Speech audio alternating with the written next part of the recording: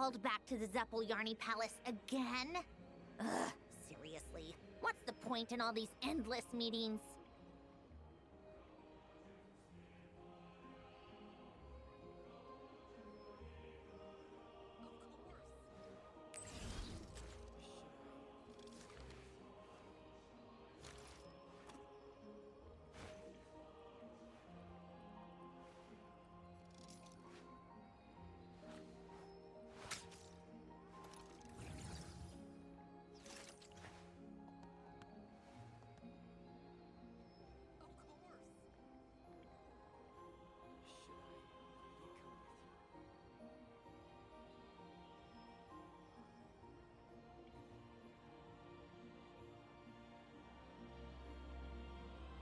It's about time we throw another tea party, don't you think?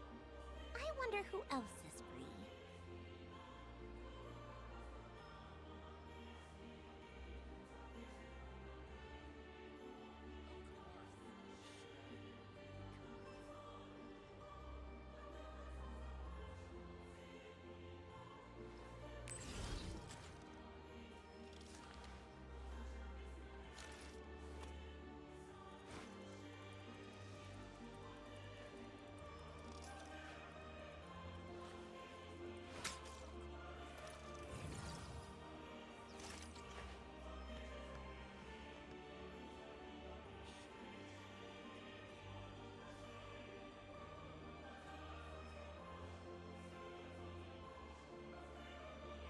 Called back to the Zeppeljärny Palace again? Ugh, seriously. What's the point in all these endless meetings?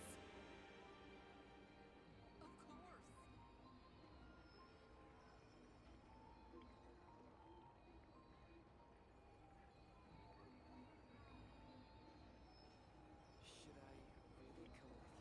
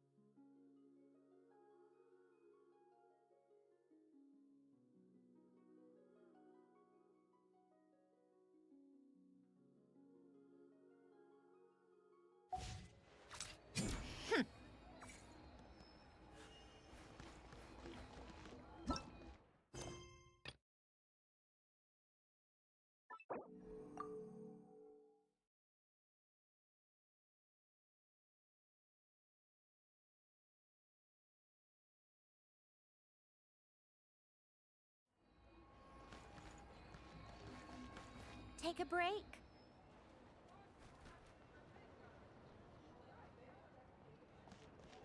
Come on, keep up.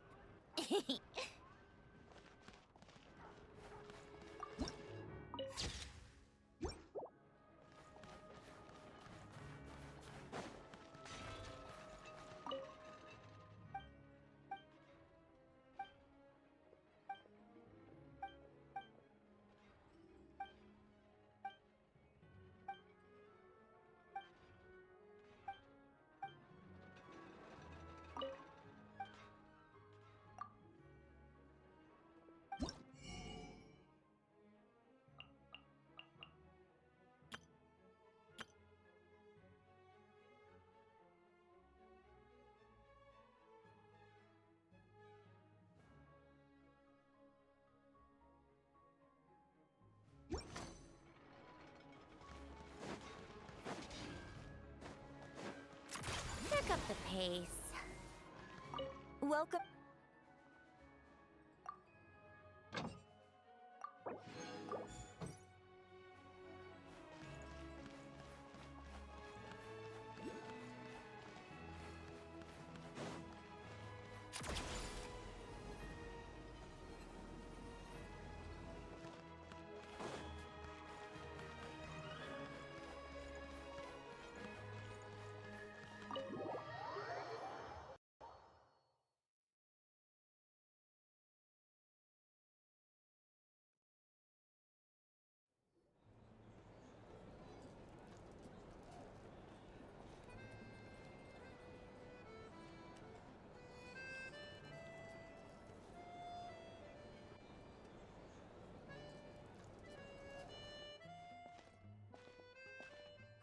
you get what you pay for, huh?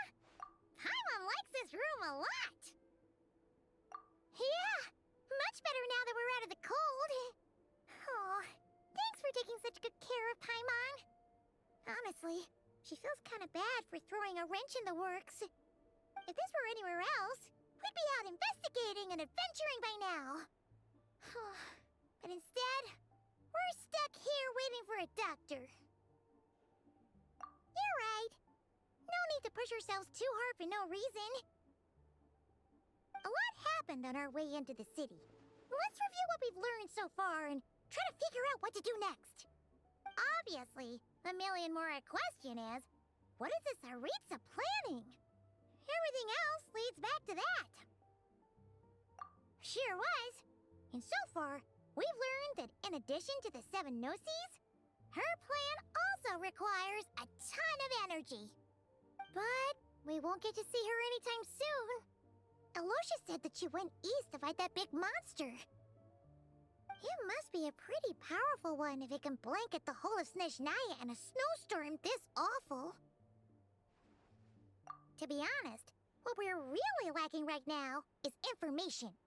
The kind of information that only the higher-ups in the government would know, not word-on-the-street type of info.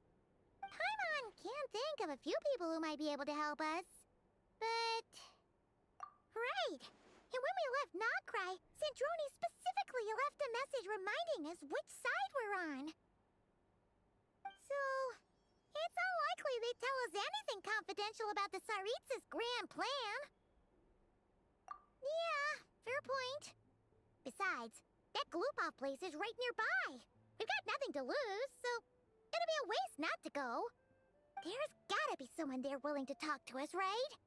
Maybe Arlecchino or Sandrone? Or possibly Tartaglia. But it's unlikely we could sweet-talk Arlecchino. Let alone Sandrone. She basically told us to stay in her lane already. Yeah, the last time was all the way back in Fontaine, right? Too bad we missed him in Nogcry. Apparently, he came to help out. Hello. Is there a traveler in Paimon in there?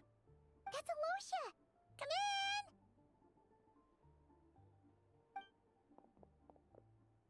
Hello, I'm Dr. Luneva. Alosha mentioned that one of you is feeling a little under the weather. I see. So you're my patient today, yes?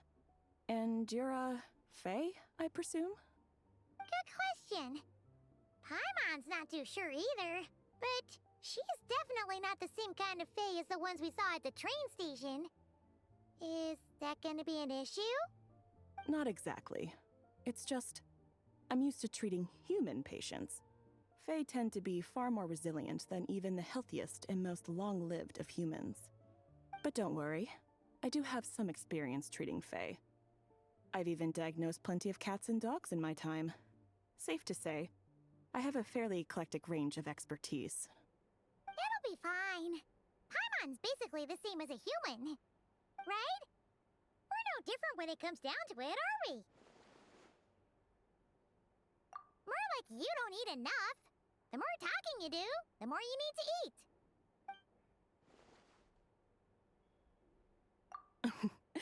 Now, please take a seat.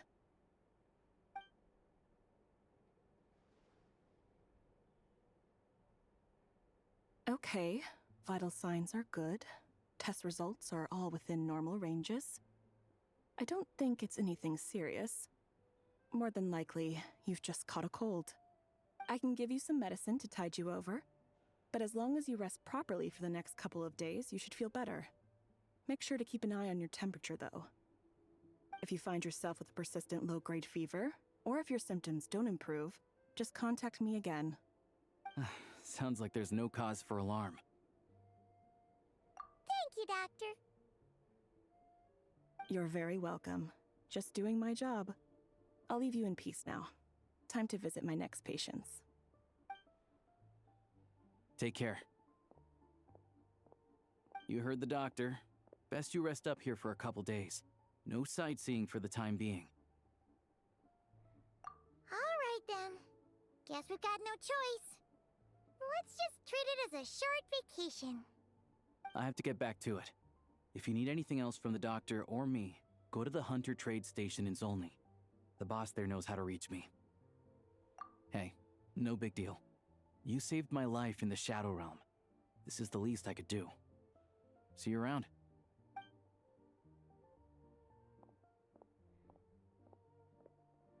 All right.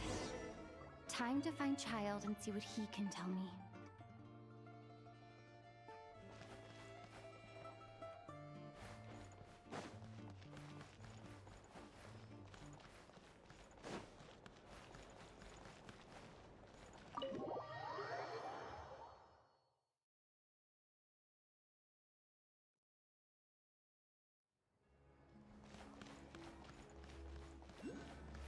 Take a break?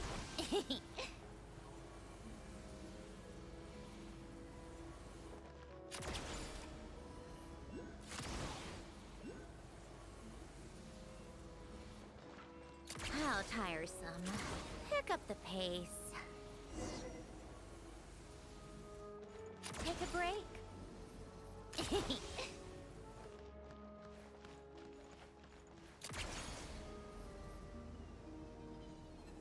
Pick up the pace. How tiresome.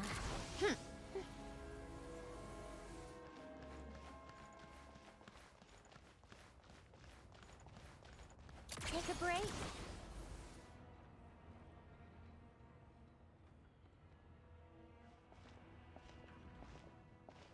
Hold on. Please display your invitation letter or permit. Glupov does not accept meeting requests without a prior appointment. You'll have to apply per the advertised booking process and wait until your invitation letter is issued. Might I ask who you're hoping to visit? Another one who thinks the rules don't apply to them. I don't understand why people think they can just talk their way in here. You don't just show up and land a meeting with the Harbinger. But I have to go through the motions for protocol's sake. Honestly, it's such a waste of time asking when I already know what the answer's gonna be. Wait a moment. I'll pass on your message. If Child is unavailable, you'll have to go through the proper procedure.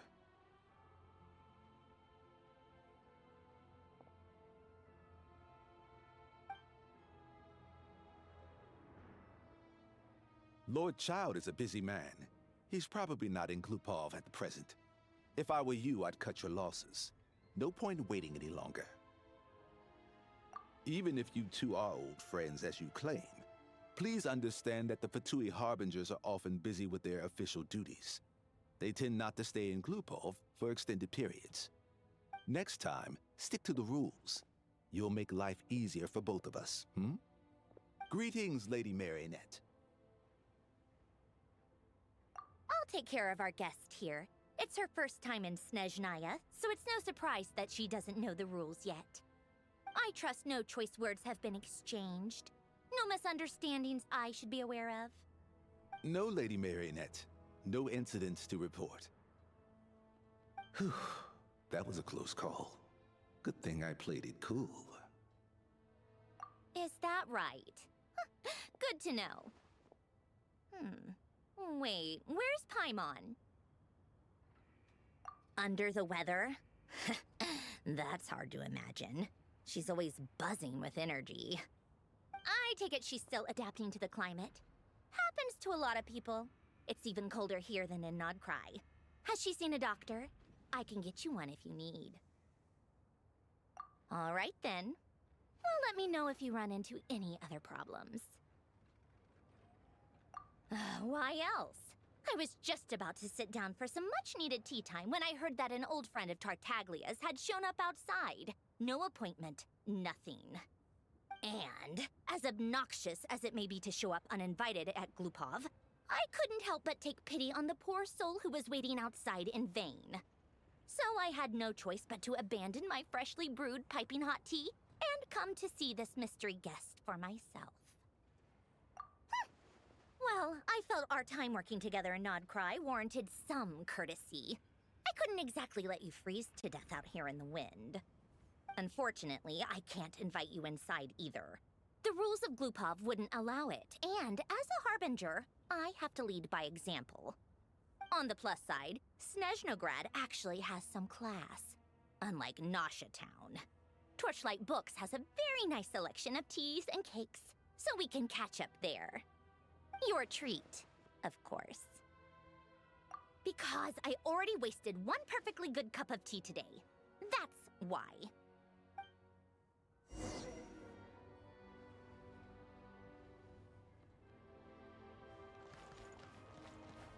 How tiresome.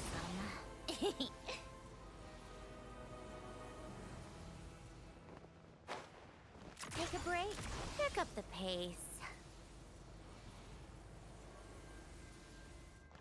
How tiresome.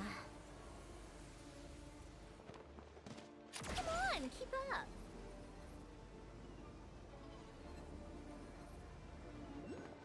Take a break.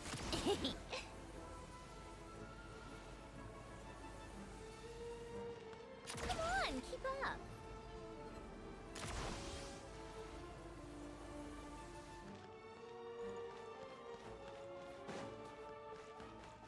Take a break. Pick up the pace.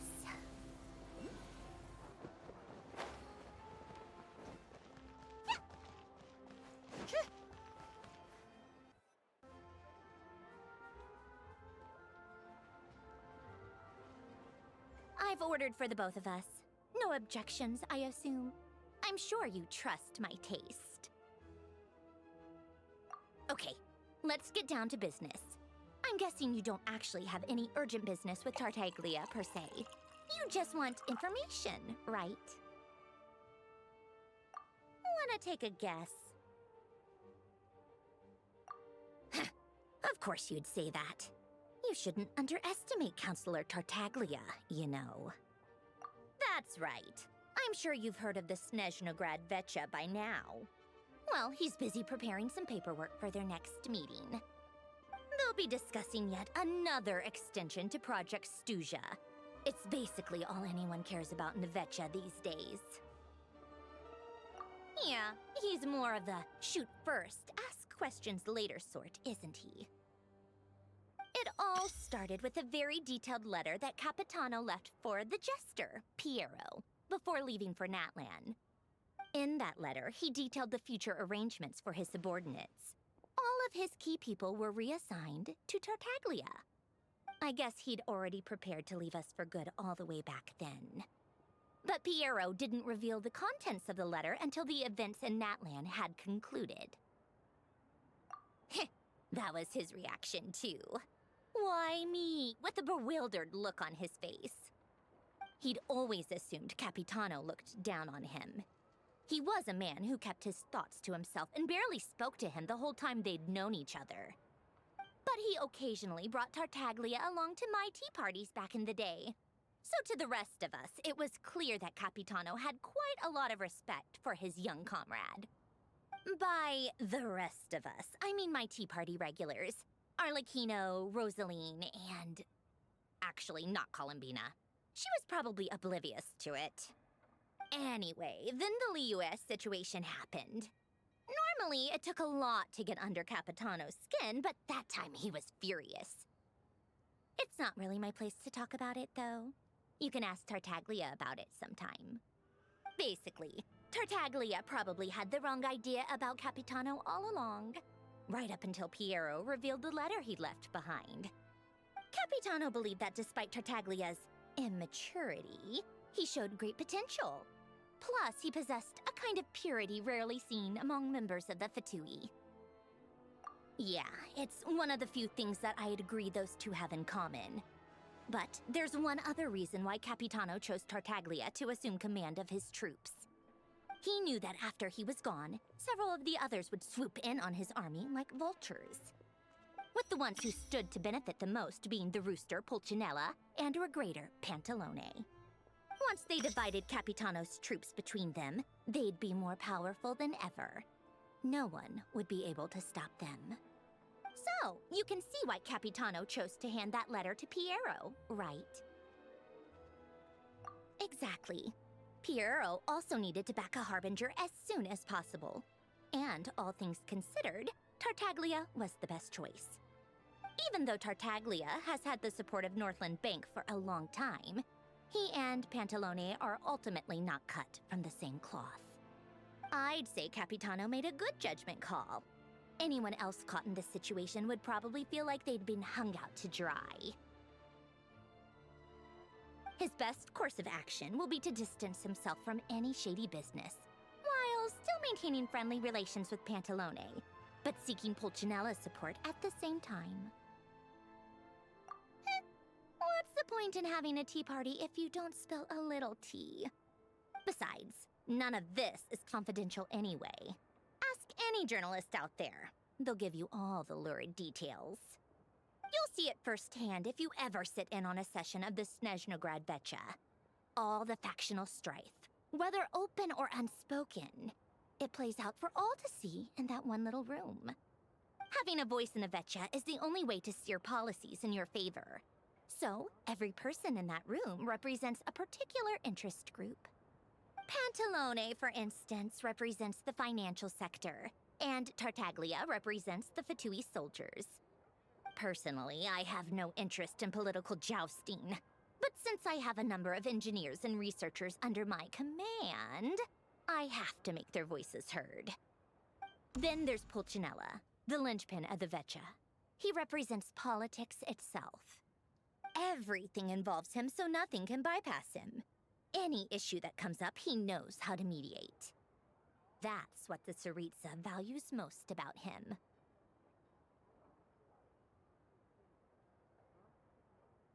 I'm starting to see why everyone is so frustrated with the way things are, but also powerless to change it. A complex web of interests connects all parties involved, and the Tsaritsa sitting at the top adds another layer of complexity. It must be nearly impossible to come up with a perfect solution. All right, I'm done carrying this conversation. Time for you to answer a question of mine. You must have known that you can get the info you needed from me. So why was Tartaglia the first person you asked to see and not me? Huh? Jealous? As if. Wait. Oh, I think I know what it is. Columbina passed on my message to you before you left Notcry, right? I only meant you should be mindful of which side you're on. Is that actually why you didn't ask for me? Because you took that to heart? You... fair enough. It's not your fault. I blame all these politicians I've been hanging around with lately. Always beating about the bush when they talk. I guess it must have rubbed off on me. Anyway, just ask for my help next time, okay? Little things like this are no problem. Lady Marionette. What now? Can't you see I'm on my break? Whatever it is, just leave it on my desk. I'll look at it later. Sorry to disturb you during your break, ma'am, but I'm afraid it's an emergency. Isn't it always? I've told you before, fixing the tracks and transporting ice blocks does not constitute an emergency. The equipment in Svietlo-Lidovka is in urgent need of maintenance. With how the weather's been recently, we suspect that the cause is a buildup of snow, exceeding the maximum weight limit. The supports on one of the machines broke and fell, awakening a dormant beast and leaving many of the ice miners trapped in a nearby ice cave. Luckily, Odette's team was nearby and launched a rescue operation, but we're still facing a severe manpower shortage for both the rescue and engineering teams. I guess that's it then. Our tea party will have to end here. I'm the only engineer you'll need. Do you actually want to come with, or are you just saying that? Nice of you to return the favor. I'll have a couple of people look after Paimon. They can let her know that you had to step out for a while. Given how urgent this is, I'm sure she'll understand. And honestly, I'd rather have your help than anyone else's. Between your skills and experience, you'd be reliable help. Then let's go. You, take 2 people to Podvorye restaurant. Find her room and watch it like a hawk until we get back. If anything happens to Paimon, you'll be answering to me. Yes, Lady Marionette.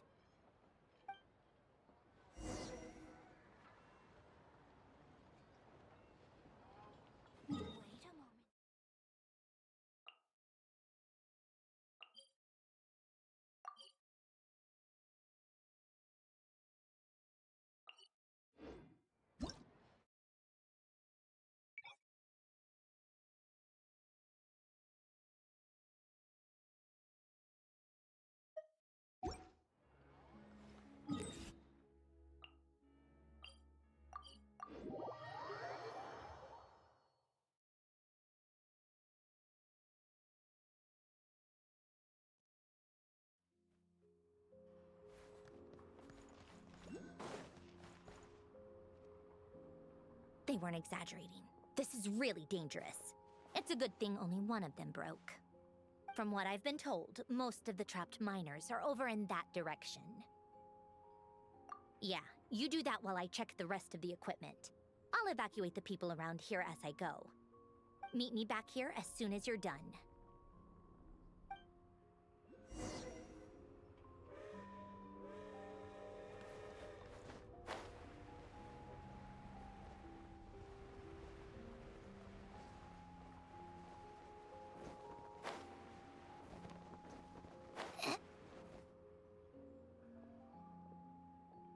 I have to be getting close.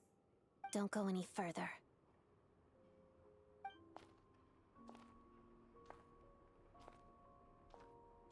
It's too dangerous here. There's a highly aggressive monster on the prowl. You need to leave, now. Ah, I see. You're the backup from Snezhnegrad. Well, I'm Odette. Good to meet you. Ah, so this is Odette. She was the first member of the Fatui on the scene. There are 5 people trapped in the cave. Monster type is unknown, and so is its location. Let's go. Every second counts.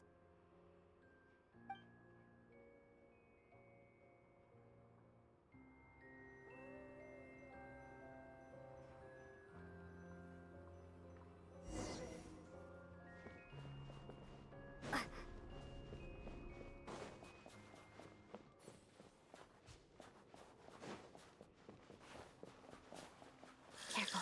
Something's moving.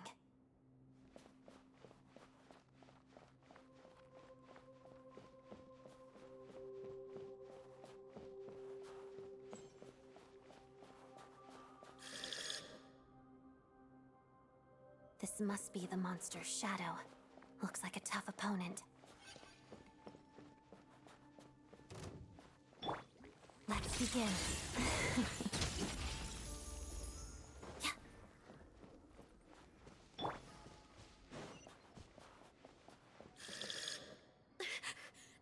Stay back!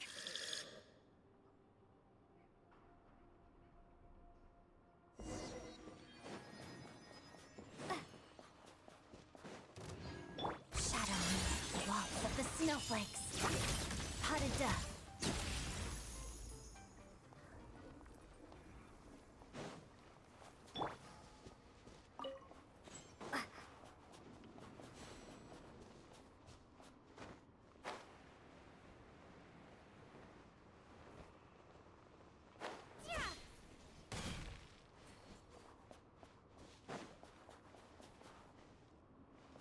I see them.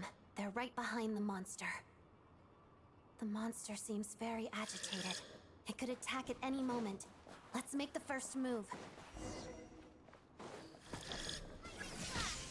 Thunderclap! Let's begin. Pirouette.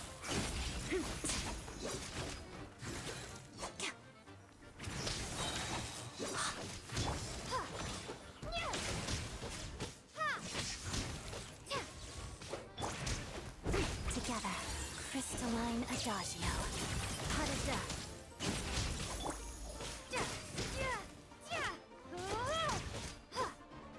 Take this!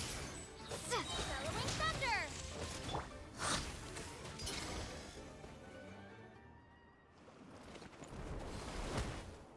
Oh, thank you for saving us.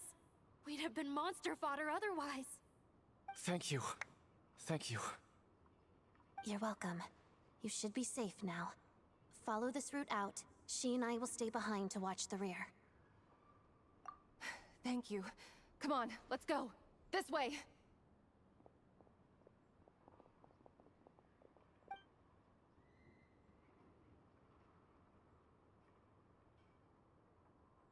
I've searched the area.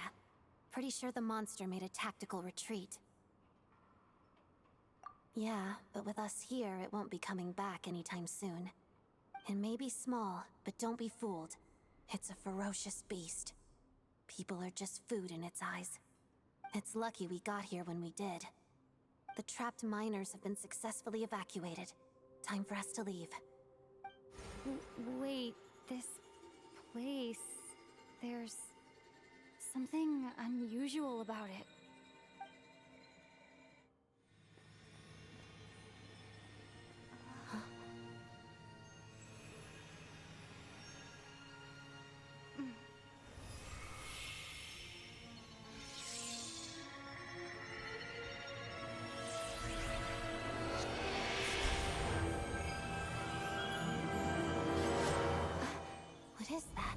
don't know. It's back? Guess it has family.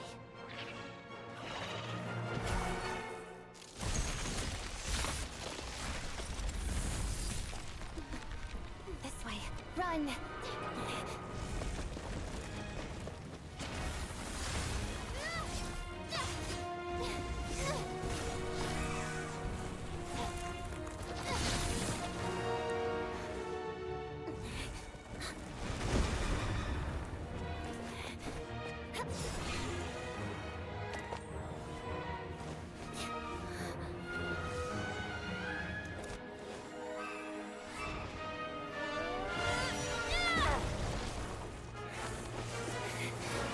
Thanks.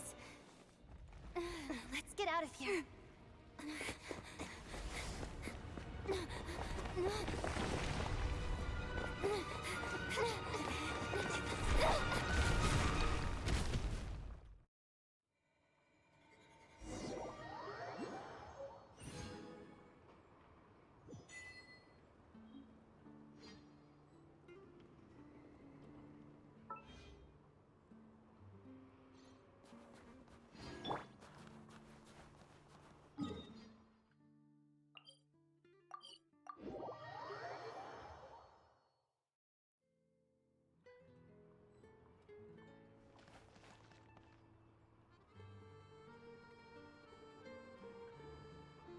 Everyone's accounted for. We managed to rescue them all. We also placed a sign at the entrance to the cave, warning people to stay away. You really held your own today. I still don't know your name.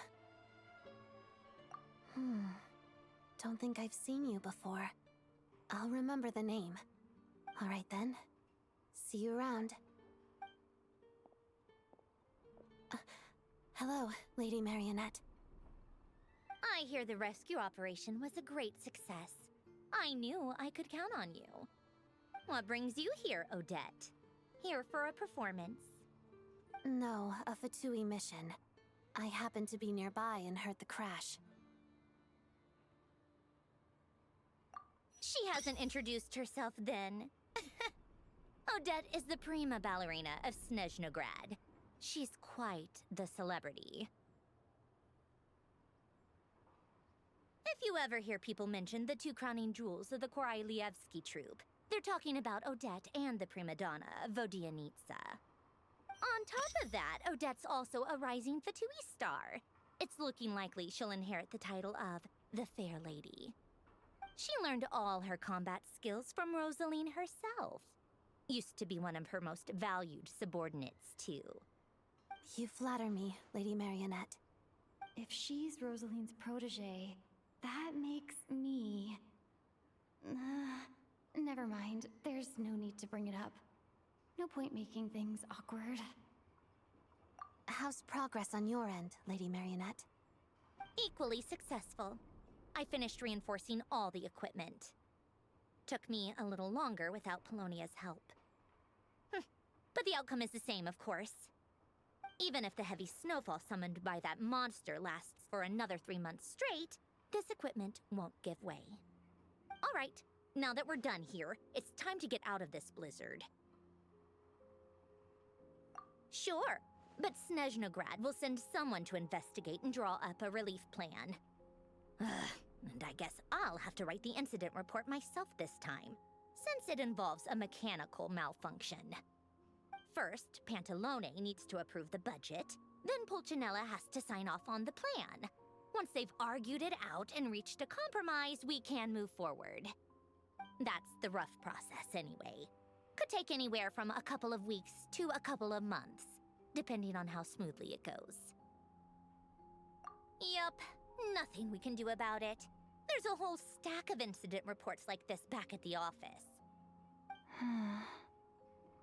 The snow has eased a little for now, but there's no telling when that will change with that monster still at large. Fuel for heating is in short supply, and relief is weeks away. There's no immediate threat to life, but still, it just feels like there should be a better way. Hey, quit daydreaming. Let's get back to Snezhnograd. When did you get a new sword? I found it in a cave. It handles pretty nicely. You have a strange affinity for secondhand swords.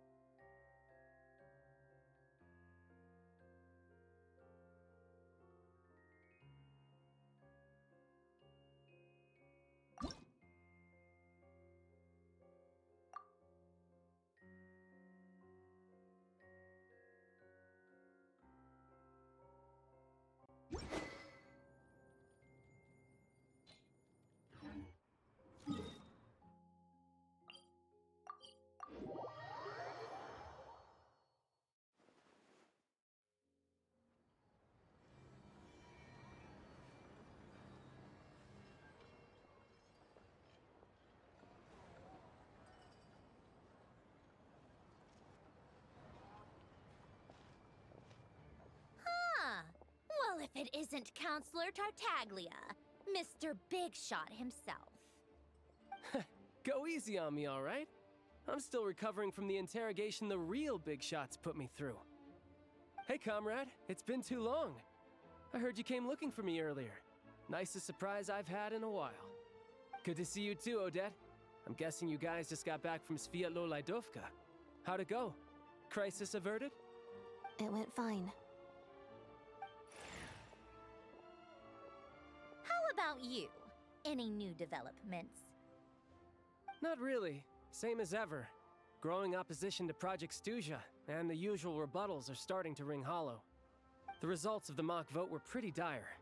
Pulcinella was fuming. I've never seen the old man so angry. That's not good news. It takes a lot to rattle him. Yeah, obviously if push comes to shove, there are ways to crack down on dissent. But... Sorry, I have to ask something. This is going to sound blunt, but may I? Huh? Of course, fire away. It sounds to me like everyone's tearing their hair out trying to figure out how to deal with opposition to Project Stuja. But what exactly is this project's purpose? And how can it be so important that even people like you two refuse to stand up for the ordinary people of Snezhnaya? Interesting. I gotta hand it to you, comrade. You sure don't mince your words. Excuse her? What does she mean? Refuse to stand up for ordinary people? Oh my gosh. How does she dare speak to the Harbingers like that? Are you interrogating us now? It's okay, Sandrone. Let me explain. I think I understand where she's coming from. If I could, I'd take your side right now. In fact, my position's very similar to yours. I've only held back on casting a dissenting vote in the Vecha because the Tsaritsa would never let me get away with it. Still, I have a responsibility to the Fatui armed forces, so I do what I can to make their voices heard.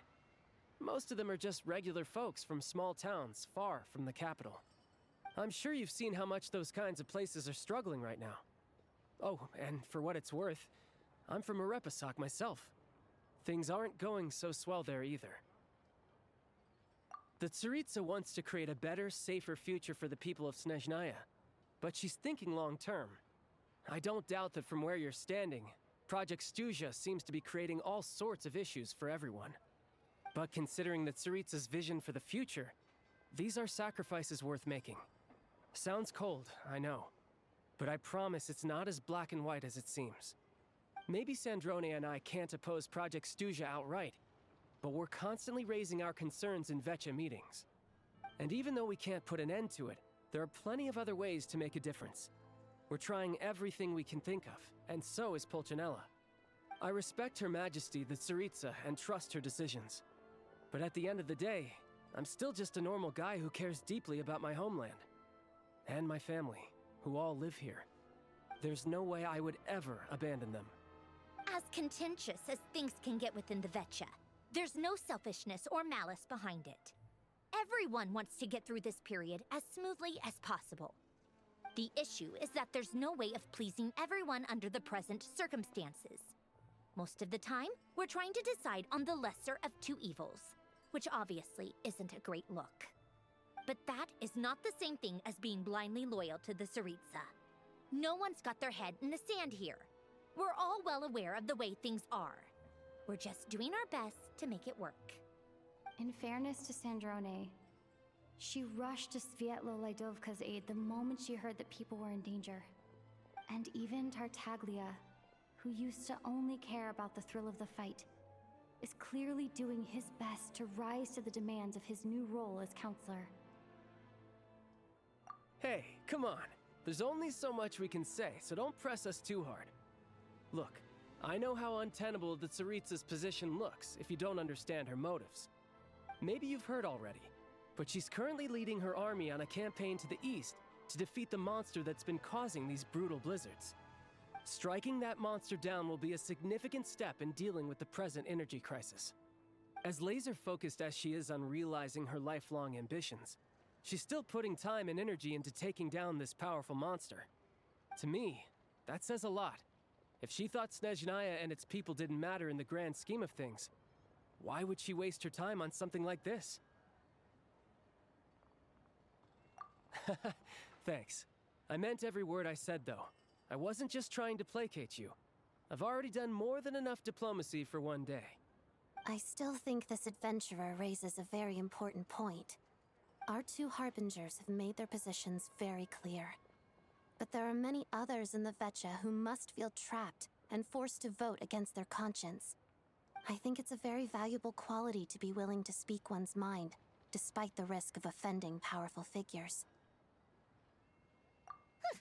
You can say that again. I highly doubt we'd feel the need to explain ourselves so much if we didn't know you so well. Forgive me, adventurer, but might I be so bold as to ask about your background? How is it that you can converse so openly with two harbingers? Oh, haven't you been properly introduced? Easier said than done. I like to think I'm not the kind of person who goes around busting open people's old wounds. I've only learned her name so far, and no details of her experiences. Is something wrong? Uh-oh. Is there no avoiding the subject of Rosaline? No, it's just... all right. I guess there's no getting around it. This is the world-renowned traveler who helped resolve the storm terror threat in Mondstadt, cleaned up after the mess I made in Liyue, and then went to Inazuma, where there was a duel before the throne, in which the traveler defeated Rosaline. Oh. I'm sorry. I didn't think you two would be seeing much of each other, so I figured it wasn't worth bringing up. It's fine. It was a long time ago. It's fine.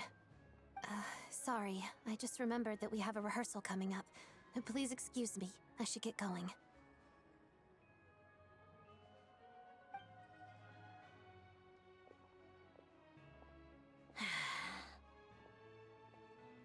I've mentioned this to you before, remember?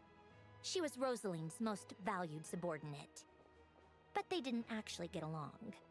Not that Rosaline was really the type of person to make friends, but death has a way of resolving a lot of conflicts.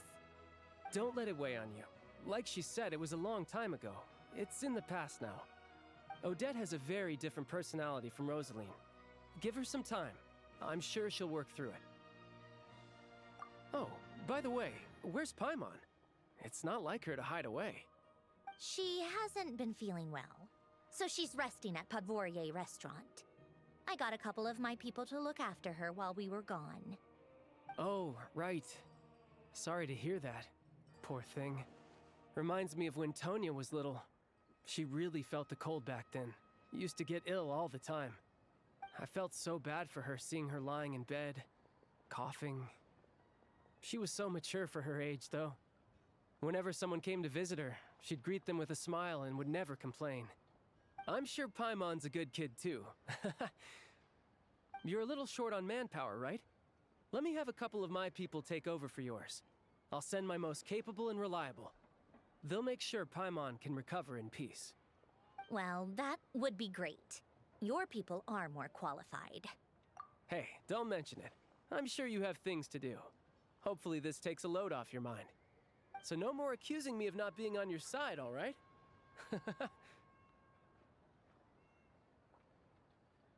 Already? That was quick. I'm afraid I can't help you there. Our director's recent movements are confidential. Even we're not in the loop. If you hadn't told me, I never would have known he'd gone south. I assumed he'd been in Glupov this whole time. Well, I guess I'd better go sort out Paimon's security situation. I have some other work to catch up on at Glupov anyway. Me too. I have an incident report to write up. Let's leave it there for now.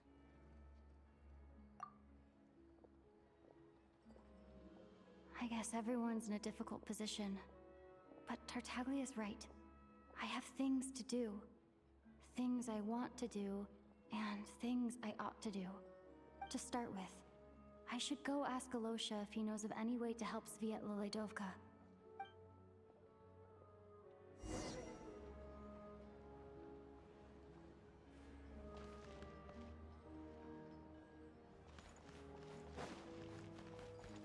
How tiresome.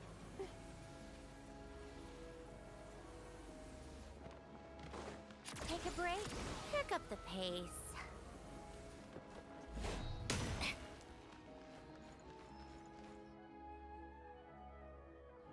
How strange. This sword seems to be vibrating of its own accord. It's a very faint vibration, but it's getting stronger as I get closer to the Statue of the Seven. Does this sword have some connection to the statue? But all it does is vibrate, even when I touch it. That place I got this sword from was definitely out of the ordinary. Maybe I should try channeling the power of cryo?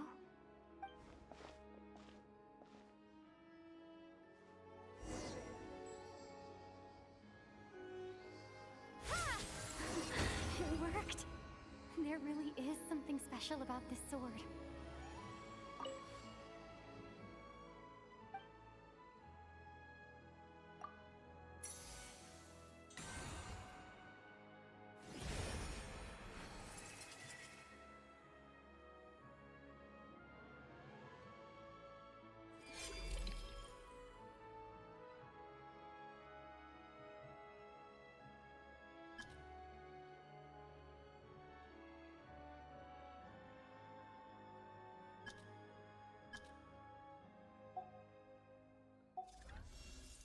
I don't really understand what just happened, but I'm pretty sure this sword just got a little more powerful.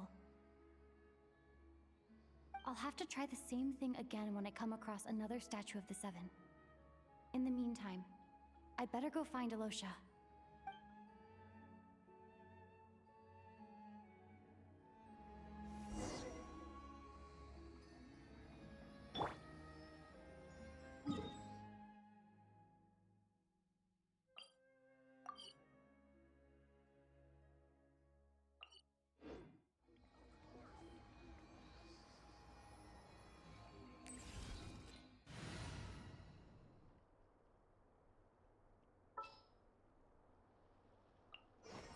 There's still a long road ahead.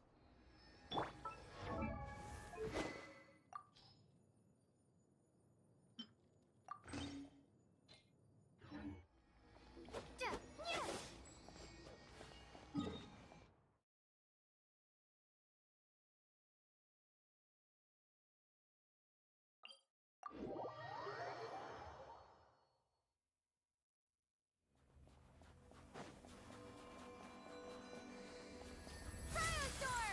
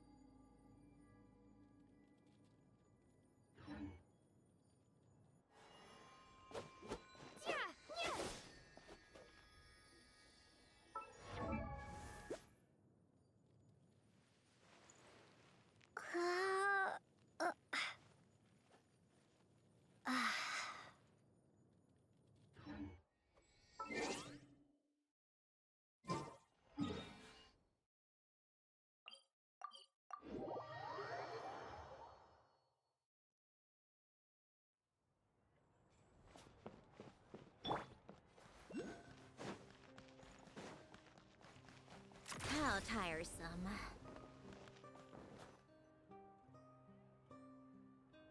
Hello there. How can I help? Ah, sure thing. Give me a second. I'll go fetch them for you.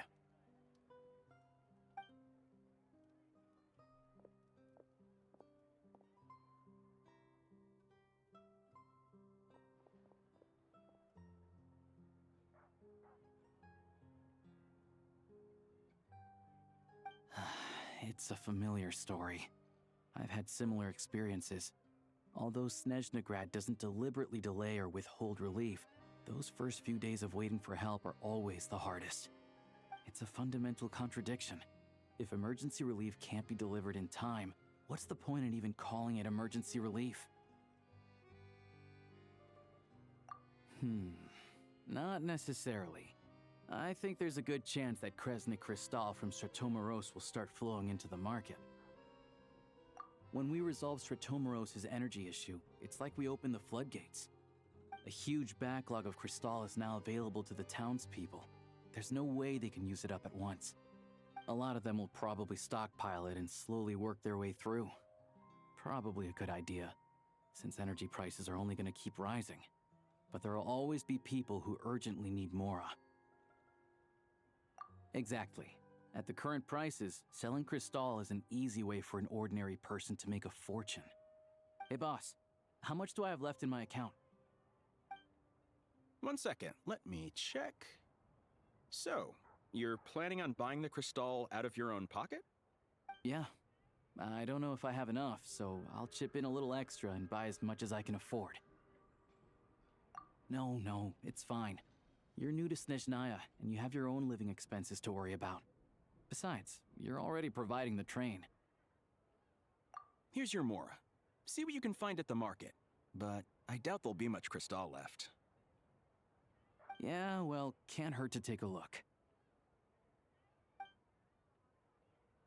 Let's see. Huh?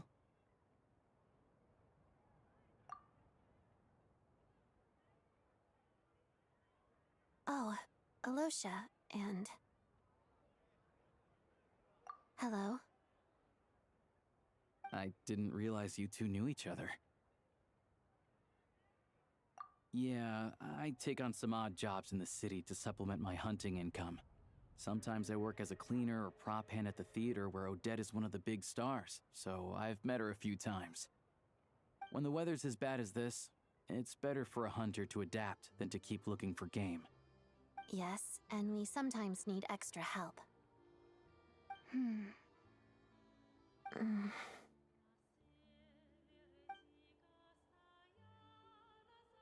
Wait, why is the atmosphere so awkward? I thought things went pretty smoothly in Svietlolaidovka. So, what brings you here, Miss Odette? Looking for some new props? No. After I got back to the theater, I couldn't stop thinking about the situation in Svietlolaidovka. It bothered me so much, I couldn't focus on my dancing. So I decided I'd come here and see if there's anything I can do. You too, I presume. I suppose that's why you're here. I didn't feel comfortable expressing my true opinions in front of the Harbingers. Not least because ordinary Fatui like me don't even know what Project Stuja is all about. Without knowing the full picture, I can't make sense of it. And at some point, if things aren't making sense to me, I can't just keep going along with it. So many people feel the same way. They wish they could do something, but all kinds of reservations hold them back. Explains why groups like the Roadcott are springing up to fill the gap. Yes. Well, that's one option. But there are risks to consider with organizations like that. The Fatui does not encourage their activities. Right, because things can get out of hand, and it's hard to hold the right people accountable when they do. I've heard about a few cases like that. Sandrone said Odette was on track to inherit the title of the Fair Lady. If so, she'll be able to find out what Project Stuja is really about. Still, it's probably a little soon to ask her about that. There may be more to the story. What's on your mind? I think we can both agree that no matter which side you're on, it can't stop you from doing the right thing. Where there's a will, there's a way. I know what Rosaline did while she was abroad. You made the right decision, so no hard feelings. So, what's your plan? Oh, we were gonna buy some crystal. I heard there's some on the market right now. Funny. I had the same idea. In that case, let me pay. I can claim it back as mission expenses. The real issue here is that government relief is behind schedule. Surely it makes more sense for the state to cover these costs than for us to pay out of our own pockets. True. It's a huge expense after all.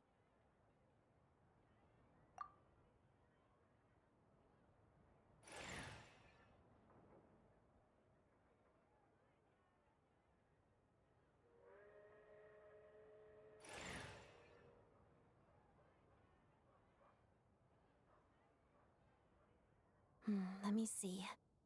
I'll take it all, please. And I'll be needing a receipt. Right.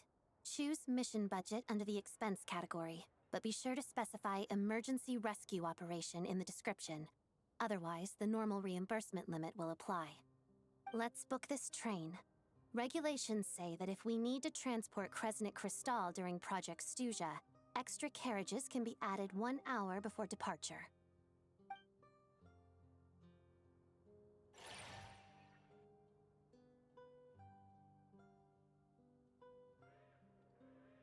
That should do it. The train will be escorted to its destination by Fatui guards.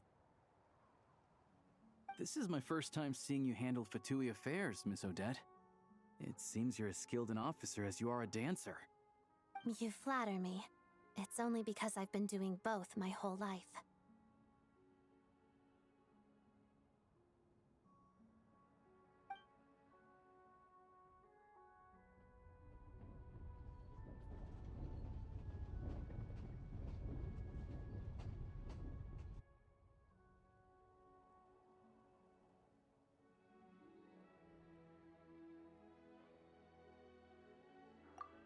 Anyway, I bet you've been non-stop today, am I right?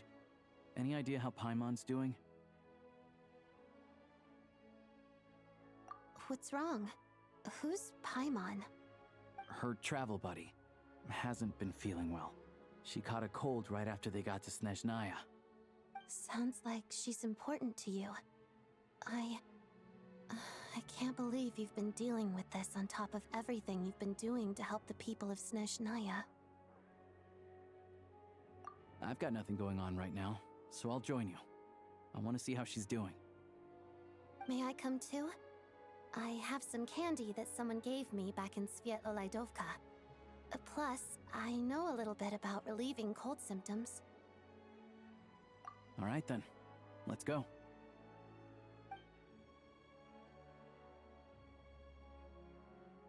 I still don't know what the deal is between these two, but at least the tension seems to have vanished.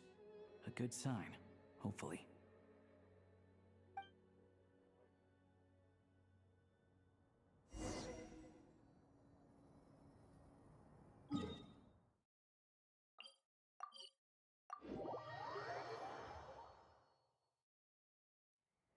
I like music. In fact, I've taught myself to play. Come on, keep up.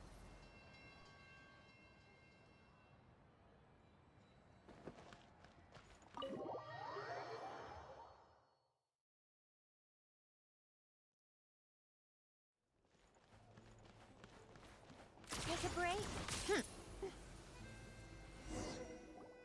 Hello. Sorry, but there's a sick person recovering in this room. Can I help you? What happened? Oh, please, excuse me. Are you the Traveler? Could I take a quick look at your Adventurer Handbook? Master Child said I should verify your identity.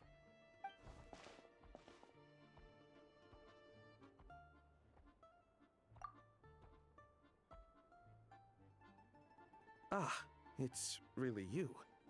Sorry for the inconvenience. We're under strict orders from Master Child to keep this room well guarded. At the same time, we can't interfere with Podvoye Restaurant's business. That would only seem all the more suspicious and draw unwanted attention to this room. Besides myself, a few of my colleagues are stationed in and around the restaurant, in plain clothes, of course. Rest assured, you're in safe hands. I didn't expect such a high standard of protection. Well, Master Child handpicked us for this special assignment. We're not about to let anything go wrong. Anyway, I won't keep you any longer. Please, head inside.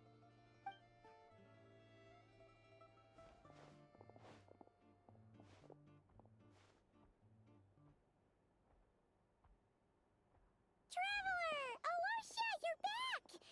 Oh, hey! Who's our new friend? Hi, I'm Odette. The Traveler and I crossed paths a few times. Another friend from the Fatui, huh? You're practically a member yourself by this point. Paimon's definitely on the mend. We should be back to our usual travels in a few days' time. Seems like that doctor was right. It's just... Paimon's limbs are still feeling a little chilly. I have just the thing. Whoa! What's this? Is that... a flame inside an ice cube? Wait, is this real ice? How's it not melting? And how does the fire keep on burning? All keen observations. You're right. This is called core ignis. Whenever I've caught a cold in the past, I found I recover much more quickly if I place this by my bed. You're welcome to borrow it. Awesome! Wow! It's so nice and warm! Oh, it's like magic. Your name was Odette, right? How did you two meet again? Looks like she's in pretty good spirits. That's a relief. Any progress with your investigation yet? No surprises there, I'm sure. They're not likely to let anything slip. The Rokad, huh?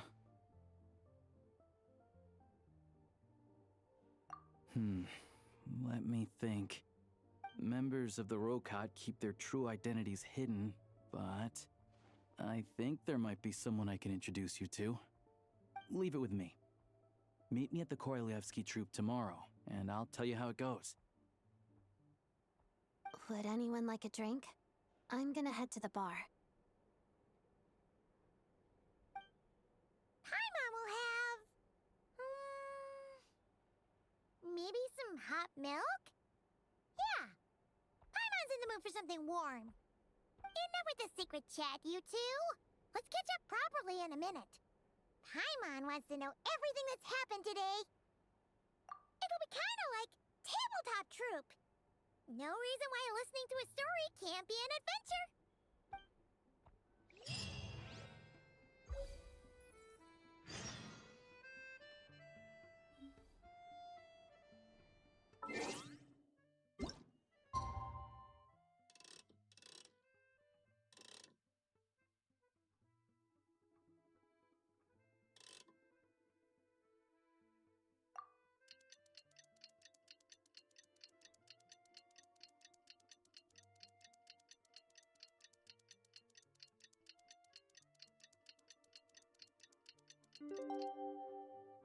It's about time we threw another tea party, don't you think? I wonder who else is free.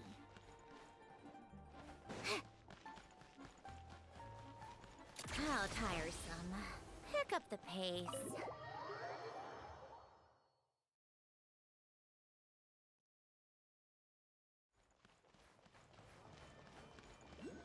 Take a break.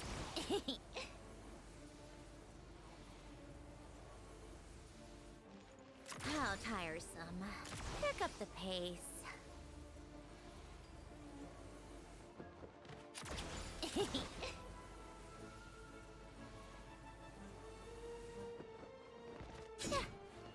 Take a break. Come on, keep up.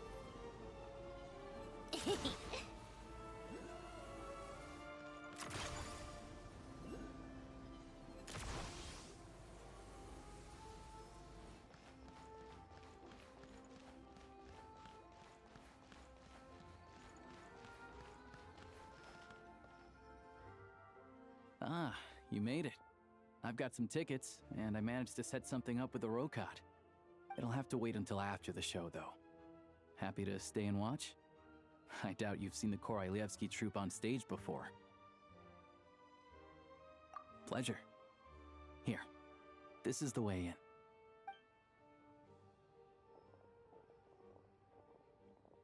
Please present yourself for a routine inspection in accordance with theater regulations. Thank you.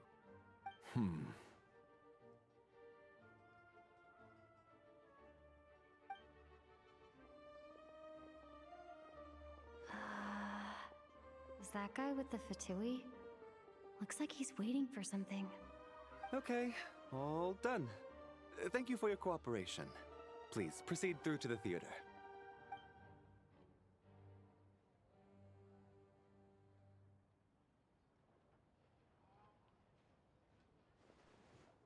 What's up? Everything okay? Snezhnaya's business and political leaders are always passing through here, so it makes sense that security's tight. Still, it's a little unusual to see the Fatui's Armory Palace guard here. You saw him, right? The guy right at the back. Strong, silent type. His name's Valeri. He's part of the Special Assignments Battalion, but I only ever see him here for one thing. To look for a guy named Mitya. Supposedly a researcher, though he never seems to put much time in at the office. The theater is one of his favorite places to hang out when he's playing hooky from work. But that's not for us to worry about. Let's go. The show's about to start.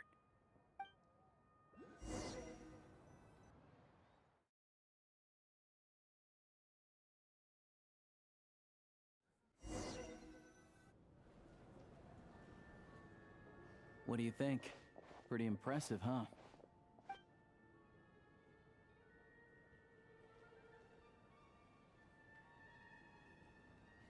Oh, the one in Fontaine? I hear it's iconic. Never seen it for myself, though. Here we are, just in time. Sorry, coming through.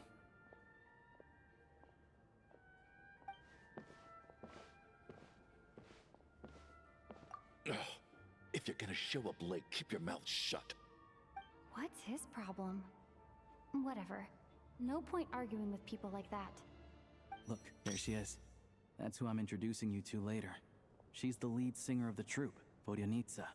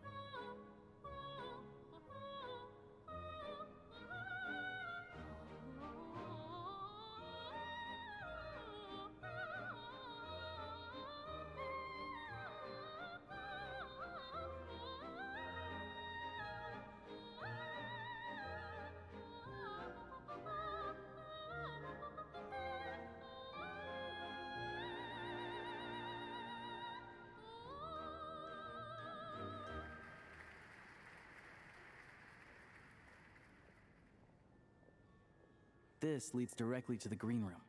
They're expecting us. Vodyanitsa will be waiting for us there.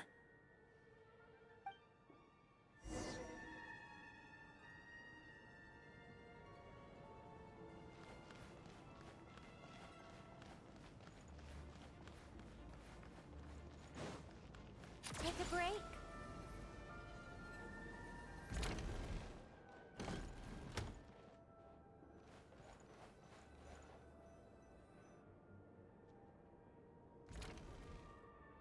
Hey there. Excuse me. Ugh! Can you believe it? I am so mad right now. Come in! Oh, it's you two. Huh? You know each other? Oh, wait. Is this who you were telling me about? The one you met yesterday and couldn't stop thinking about? I never said that. Yes, you did. Why are you denying it? It was right before I went on that rant about the moody factory owner. Oh, I remember it so clearly. Might I ask what brings you two here? Oh, I just brought her here to see the show. And when it finished, she was full of praise for Vodyanitsa's performance. So I thought I'd try my luck, see if we could get the chance to chat for a bit. Maybe get an autograph? You work here. You of all people ought to know that's against the rules. It's not what the green room is there for. Oh, what's the big deal? Come on, don't be shy. I can give you an autograph. You can take a picture too if you want. Do as you please. I finished all my shows for the day. I'll leave you to chat.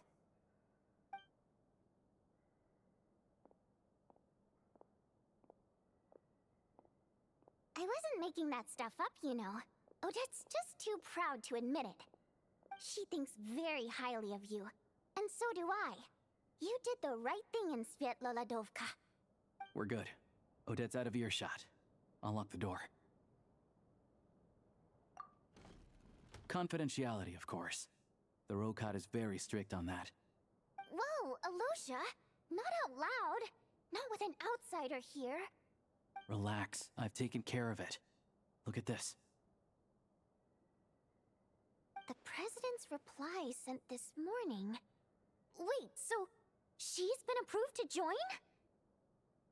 You told me last night that you wanted to get intel from the Rokat. Unfortunately, Rokat intel is only available to members. But ever since you set foot in Snezhnaya, we've been working together.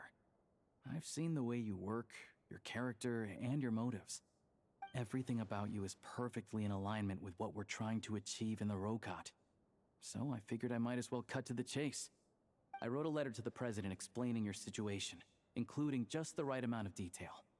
His approval came very quickly. Of course, it's still your decision whether you want to join or not.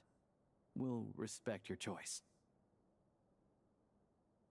Well, assuming Odette was telling the truth and she didn't misjudge you, I guess we don't need to worry about you blowing our cover. Still, you gave me a real fright. I didn't know that's why you came looking for me. So, that stuff you said about admiring my performance, was that just because Odette was here? Did you actually mean it? Now you're talking. That's what I like to hear. Anyway, let me give you a quick rundown of how things work. Like I said, the Rokat is a covert organization, and we hide our identities. Members typically don't meet in person or even know each other's identities. This helps us maintain a high level of independence and secrecy. Because of this, members are basically free to decide their methods without constraints, so long as the outcome of any activity doesn't violate the organization's principles. After all, we don't have any ostensible contact with each other. This way, if anything goes wrong, no one else will be implicated. Beyond the freedom to choose how you operate, it's also your choice whether to act at all. We have plenty of members who have yet to take any action.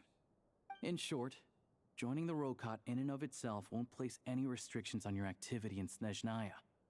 There's a code of conduct you can read if it interests you. But basically, as long as you don't plan on using your anonymity to go around doing evil, you'll be fine. I tried reading it 5 or 6 times. Never made it all the way through. Even the most lackluster script makes for more interesting reading. Great. Then I'll go grab an official application form. Be right back.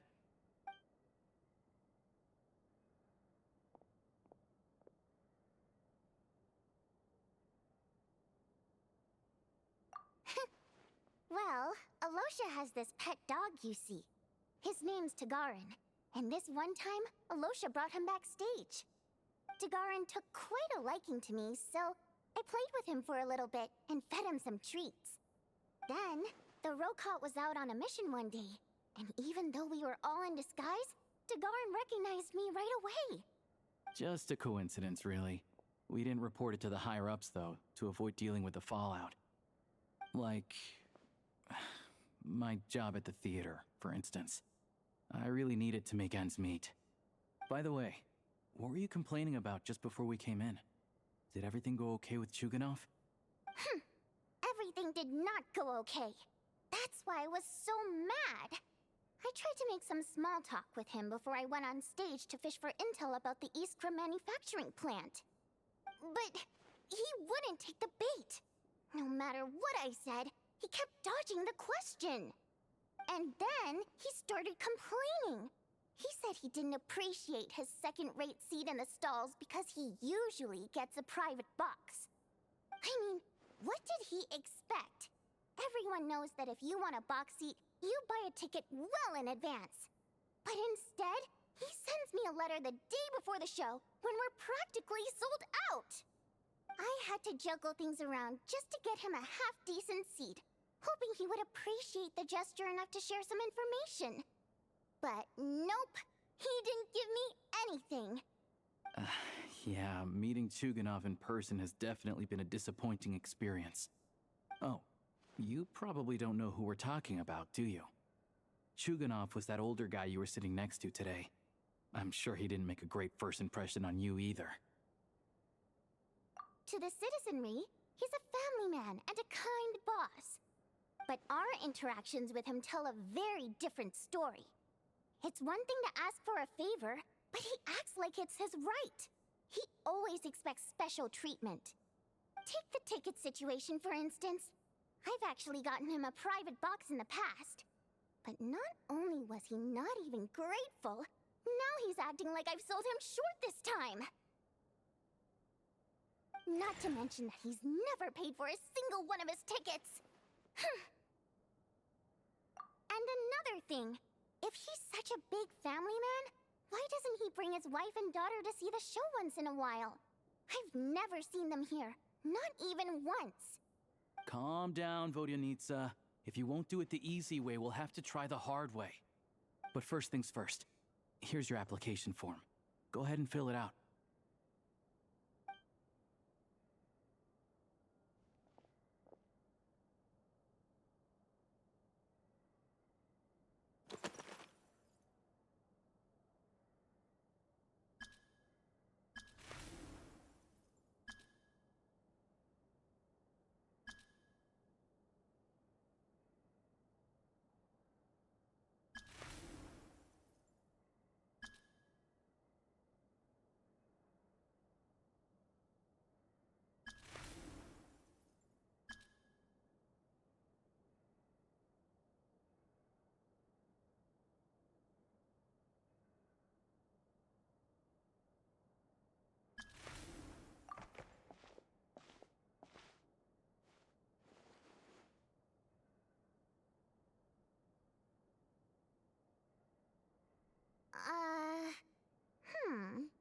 Looks like I'll need to make a few little tweaks here and there.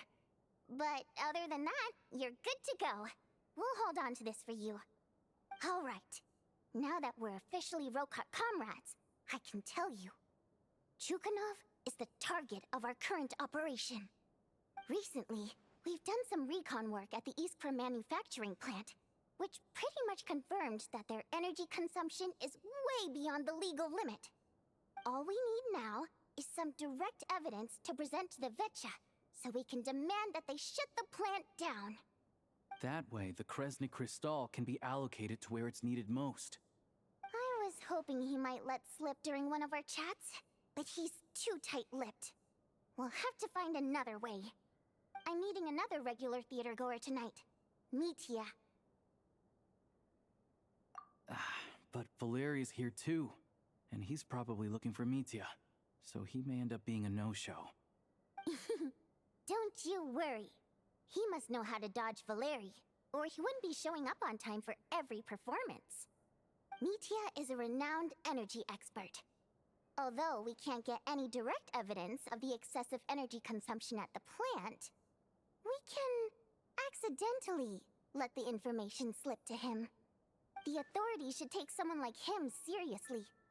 So if he starts raising questions about energy use at the Iskra manufacturing plant, there will be a proper investigation. Also, we're not allowed on site, but he has clearance. So all we need is his cooperation. Yeah, so that's the other thing we're trying to figure out. Though I think we're far less likely to make any progress on that front.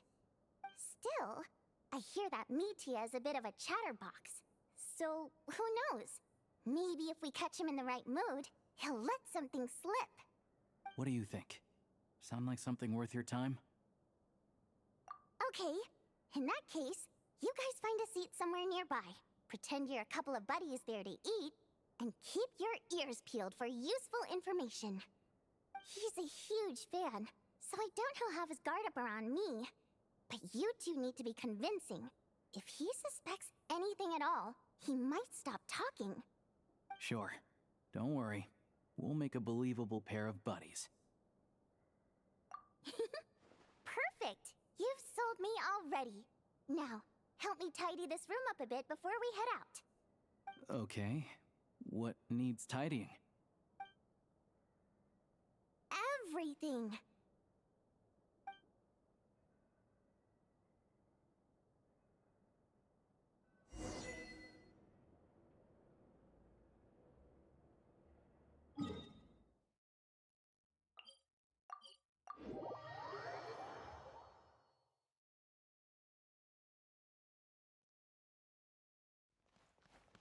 How tiresome.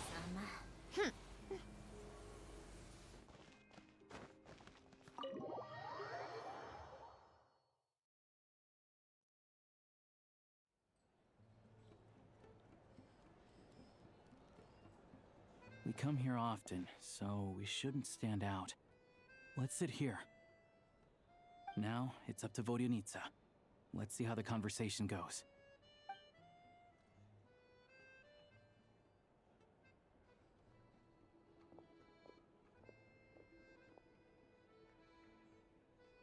Mr. Metia! Over here! Over here! Oh, sorry. I got a little held up on my way here. Now we have even less time than we planned.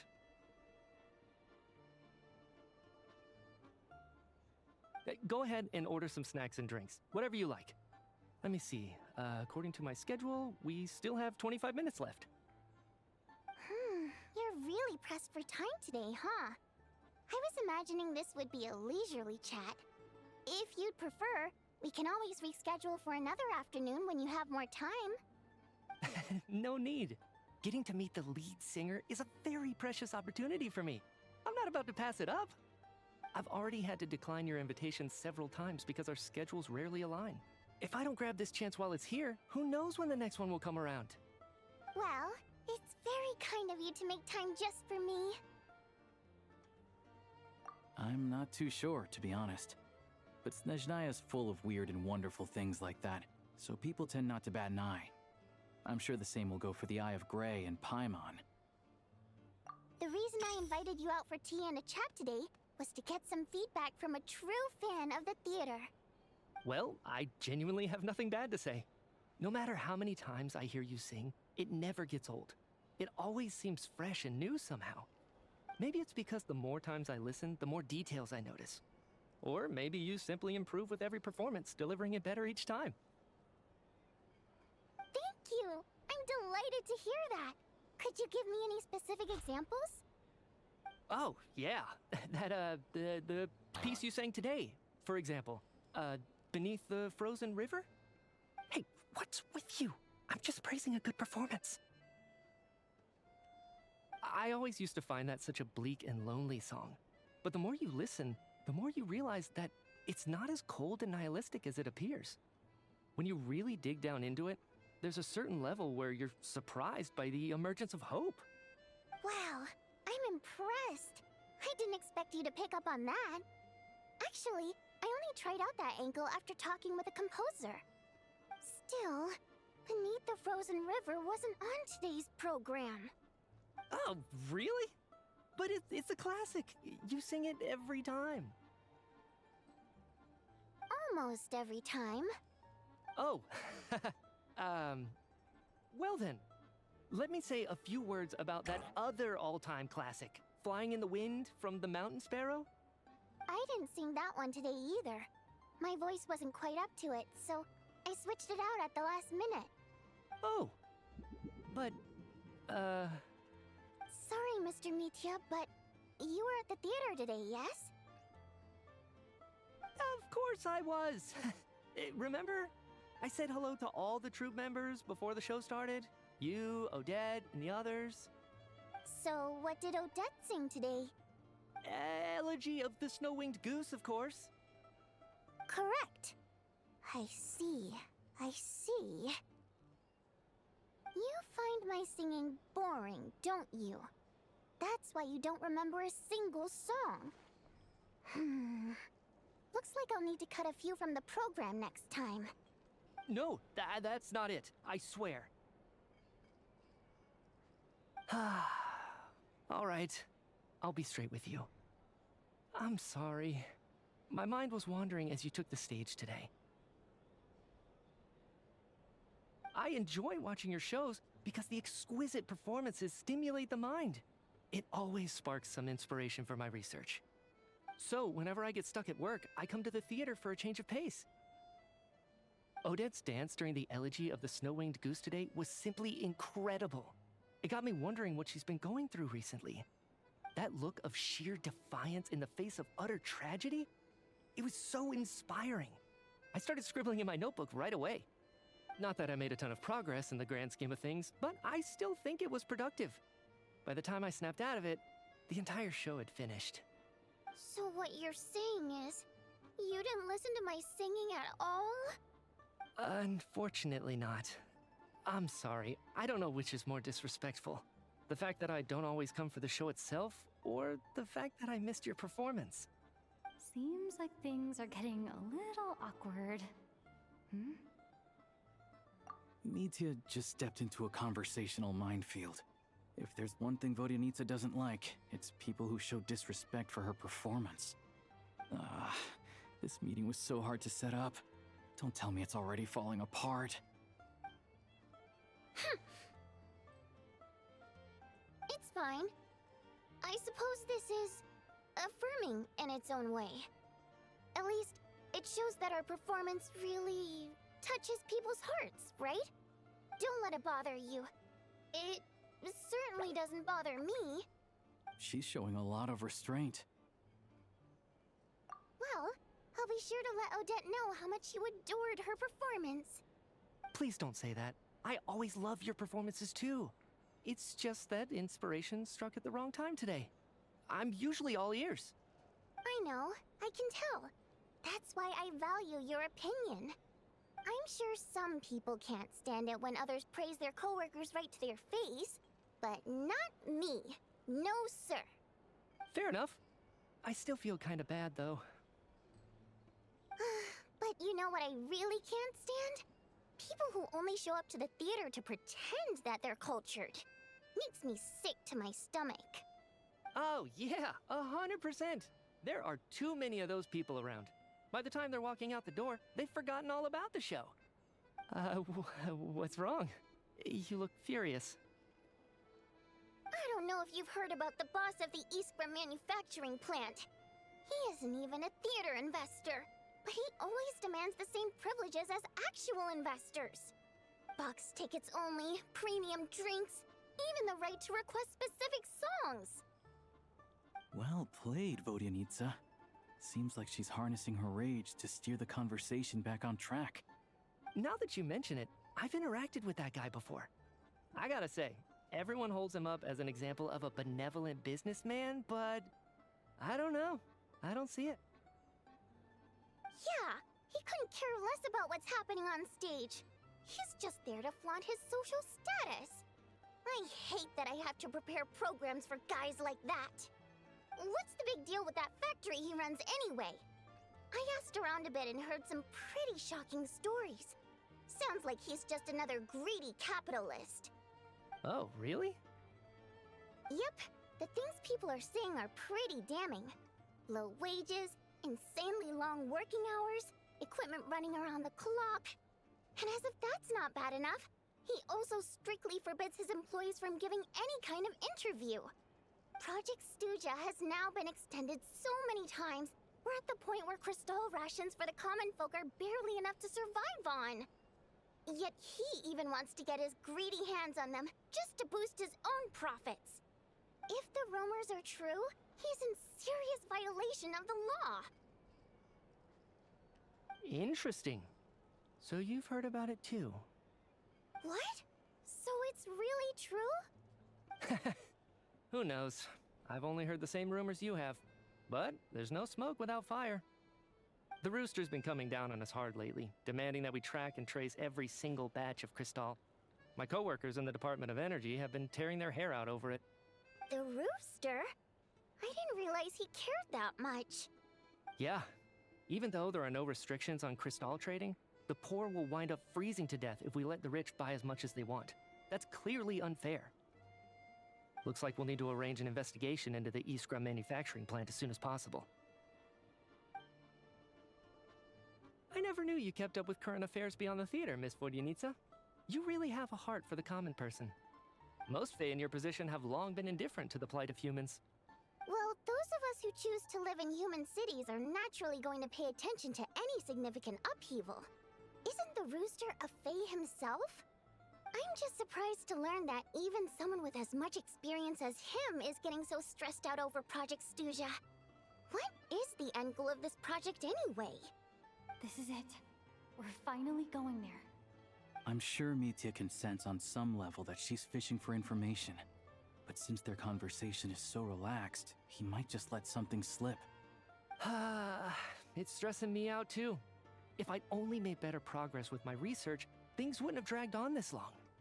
Oh, so your work is related to Project Stuja? That's right. The Armory Palace needs a brand new energy source. Not the power of the Light Realm, and not elemental energy. Right now, the only thing that meets the requirements is the power contained within stellar linchpins. But harnessing that power is costly. Each step of the process requires enormous amounts of Kresnik crystal, from extraction to quantification to attempts at conversion. Progress has been painfully slow, and the team is getting burned out as time goes by. Sometimes, I see people staring into space as if in a trance. Could it be that this new energy source has side effects? No, it doesn't affect us, because the energy is used for... Okay, I got it. Stop choking me. Sorry, I can't talk about that. I think we're all just exhausted. We've been working ourselves to the bone for so long with so little progress to show for it. It's no wonder people are struggling to stay motivated. Seems like I owe you an apology. I shouldn't have gotten so mad at you for not paying attention during the show. Don't worry about it. I count myself lucky, to be honest. I don't envy the people who work closely with the Tsaritsa herself. I'd much rather be in my current position. At least I don't have to shoulder any major responsibilities. So they're trying to develop a completely new kind of energy. Yeah, censored by a scarf. Who would have thought? Oh, dear. It looks like my time is up. I'm afraid I have to leave. I'm so sorry. We ended up barely talking about the theater. That's okay. It was a pleasure chatting with you, really. Let's make up for it next time. Yeah, hopefully once the work pressure eases up a little, I'll be able to focus more on the performance, and then we'll have more to discuss. We touched on some confidential issues today. I'd be grateful if you could keep it between us. That could have gone worse. Nice job. Why was Mitya in such a hurry to leave, though? Sorry, routine inspection.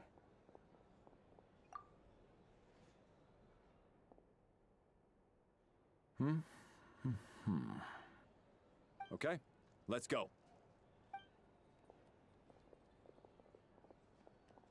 So he wasn't rushing to get back to work. He must have calculated that Valeri would find him here in exactly 25 minutes. That's frighteningly accurate. One of the main duties of the Special Assignments Battalion is to ensure that important figures stick to their schedules. All right, time for us to get going too. Excuse me, check please. We'll settle our check too then. Oh, hello there. Mr. Mitya paid the check before leaving. He also asked me to pass on a message. He said it was an honor to share his tea break with Miss Vodyanitsa and her two friends. Wait. So he knew we were here all along? This raises a lot of questions. Did he deliberately mention the new energy source so that we'd overhear it? Maybe his work isn't confidential after all. Maybe the key here is the purpose of this new energy. I guess that's the next thing to look into.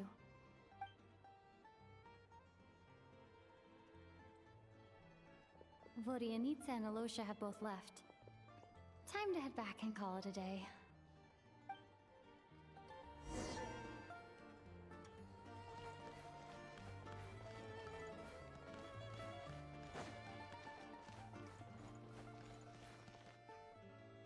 You're back!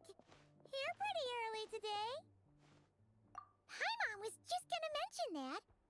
After she woke up today, Paimon felt like her temperature was completely back to normal. But her strength still hasn't returned. Still, there's some good news. Paimon thinks she might have figured out the source of the problem.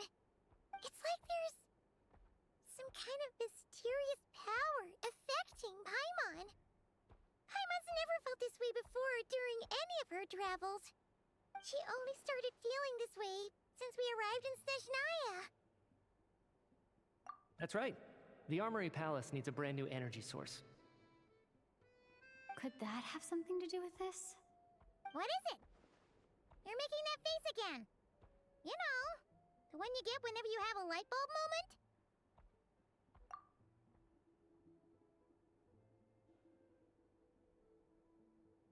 So, they're trying to develop a new energy source here? And you think that might be why Paimon's feeling unwell? Well, Mitya denied that the energy they're researching has any side effects. Although, he did say that people working on the project have been having issues with their concentration and short-term memory. And even so, those are completely different symptoms from Paimon's. It's pretty faint, so it's kind of hard to tell. But if anything, it seems like it's coming from roughly the same direction as the Armory Palace. Sure, Paimon's with you there. But how, though? The Rokat only has a limited amount of intel. Oh, great point! They argue about Project Stuja every day. If we could sit in on one of their sessions, we might pick up some new leads. Good idea! Oh yeah, while you were out, Paimon tried all the yummiest looking desserts in the Potvoria restaurant. This one seemed right up your alley. So, Paimon saved some for you. Come try it once you finish writing your letter.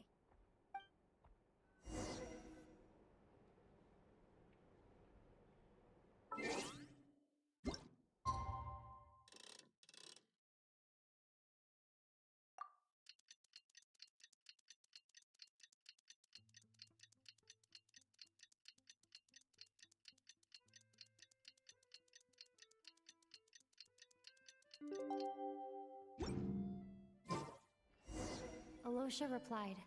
He says that we won't be able to speak at the Vetcha, but he can arrange for us to attend as visitors. Time to get ready. Then head to the Snezhnograd Vetcha.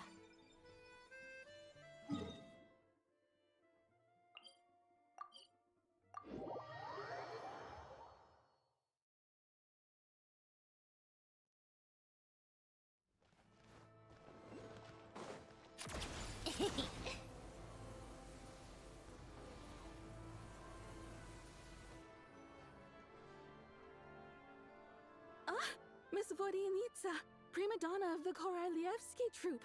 What a surprise meeting you here. Will you be sitting in on a session of the Vetcha? Sorry, I'm not taking interviews today. Oh good, you're here. The session's about to begin. Let's get inside. Please wait, Miss Vodyanitsa. Could you introduce me to your new friend?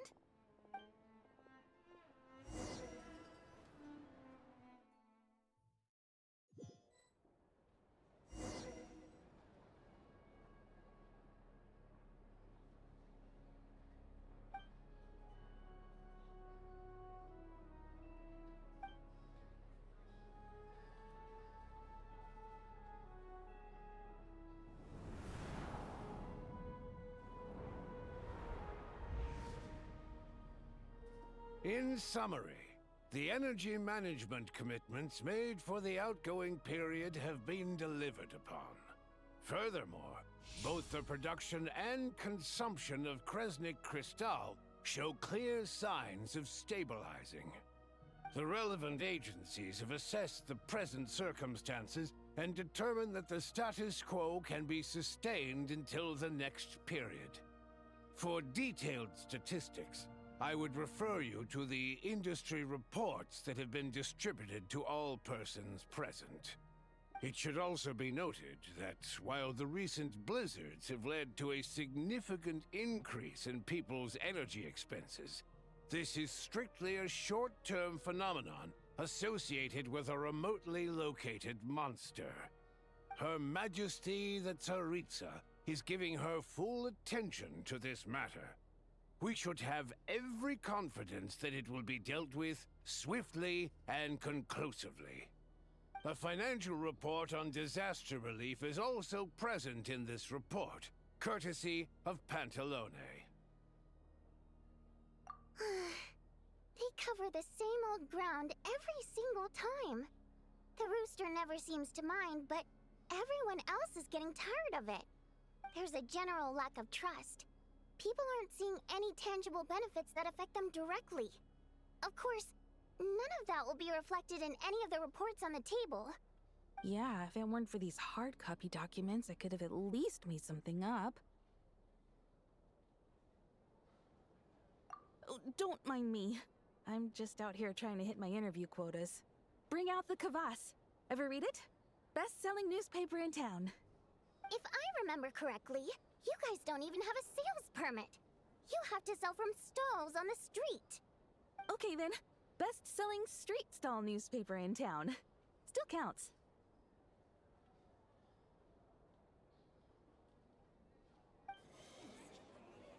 Order!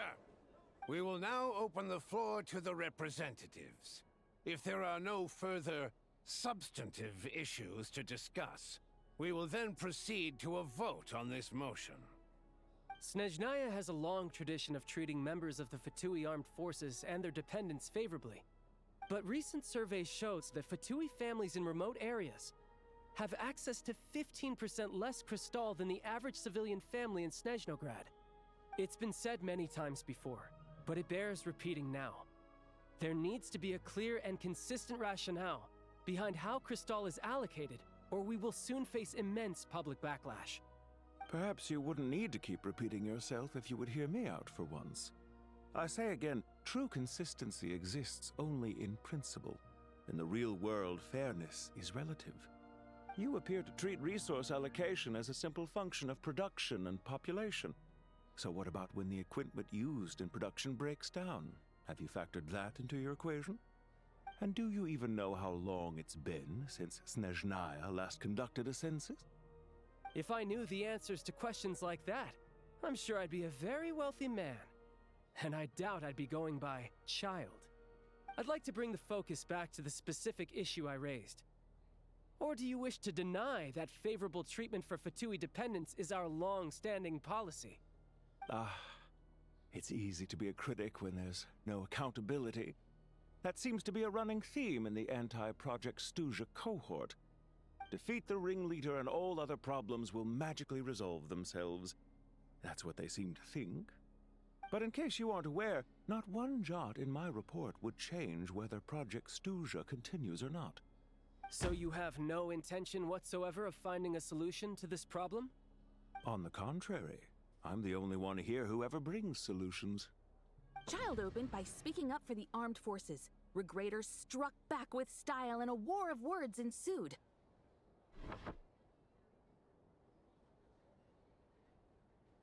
Our reporter was live on the scene to get the audience's reaction as it all unfolded. Who do you support? The people have spoken! Child received raucous applause from the crowd as he pushed Regrator onto his back foot with a relentless barrage of questions. It had to be seen to be believed. Now you see why they don't have a sales permit.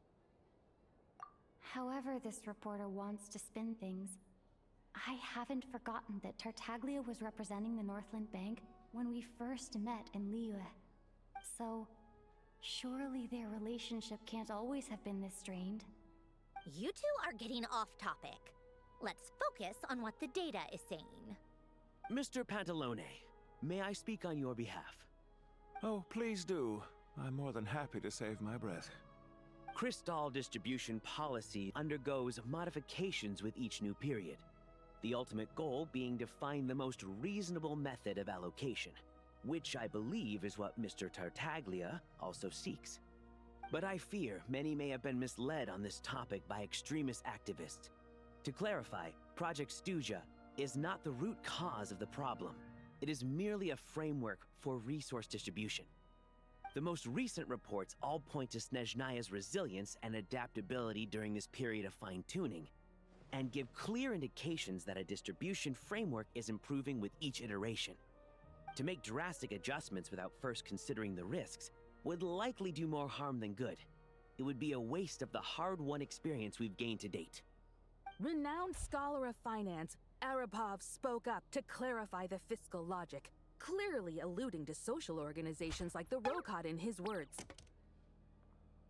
With the notorious Lelek still active to this day, should the Rokot be held responsible? No, there is someone else to blame. She's just rephrasing what Mr. Pantalone said. The Rokot are the critics he accuses of taking no responsibility for their actions.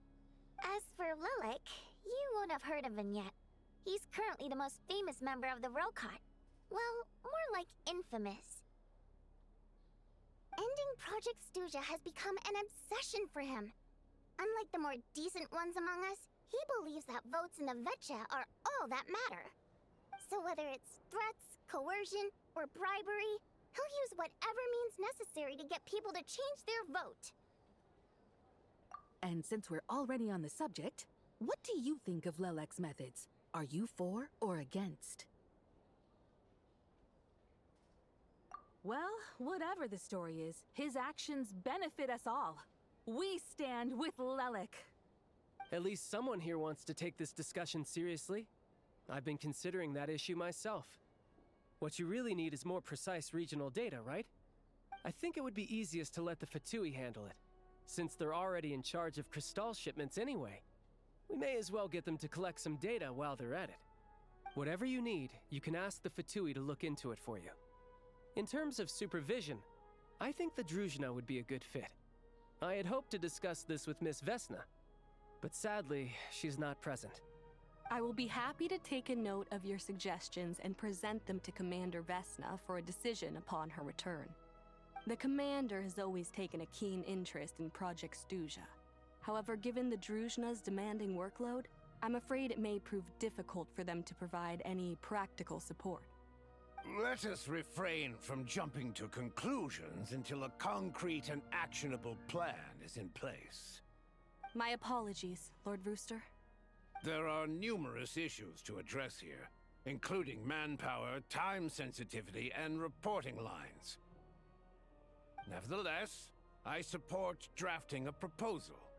Follow the usual procedure, and it can be raised as a new motion for all parties to evaluate at the appropriate time. In that case, I'd like to share one thought before the proposal is drafted. The issue of time sensitivity was raised just now, which I presume relates to the official reports. In fact, the Energy Commission already collects regular statistics on each urban center and its surrounding area. Would these be of any use? That's a good idea. I read every issue of Svietloslaidovka's report, and although my focus is mostly on the section about equipment operation, the energy consumption statistics also yield a lot of insights. Be that as it may, does no one see an issue with using local data to determine crystal quotas? In the long term, it seems like a very risky solution. Not if they are used purely for reference. So long as we have the report from the Northland Bank's headquarters to corroborate it, no one will be able to fool me. Very well, then. It appears that this arrangement is acceptable to all parties. Yeah, sounds good to me. The members reached a provisional consensus on the issue of improving treatment for Fatui soldiers.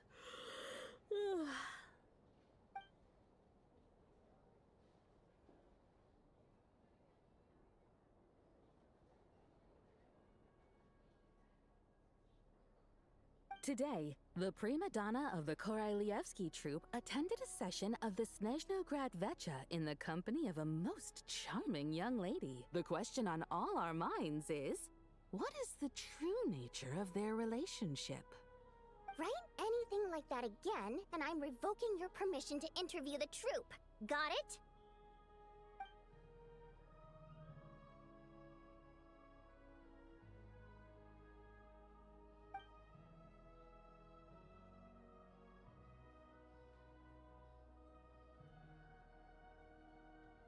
Now then, if there are no further contributions from those present, we shall proceed to the final vote. Hey, check it out! What made him vote against? Why now?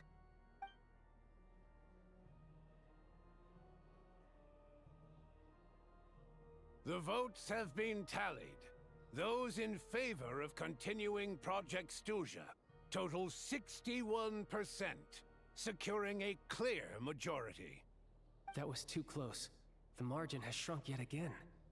Chuganov was a huge loss. I'll bet Lelik is behind this. I wonder how Pulcinella will respond this time. Chuganov. I see. Lelik strikes again. Yes, go, Lelik. Once Project Stuja is defeated, our unwavering support at Bring Out the Kvass will finally pay off when we make our comeback. I can taste our victory already! In accordance with the result of this vote, Project Stuja will remain in effect until the next Vecha period. Finally, may I remind us all, we debate only for the greater glory and solidarity of our nation. May the aurora shine ever on, and the tundra always stand firm. The session is concluded.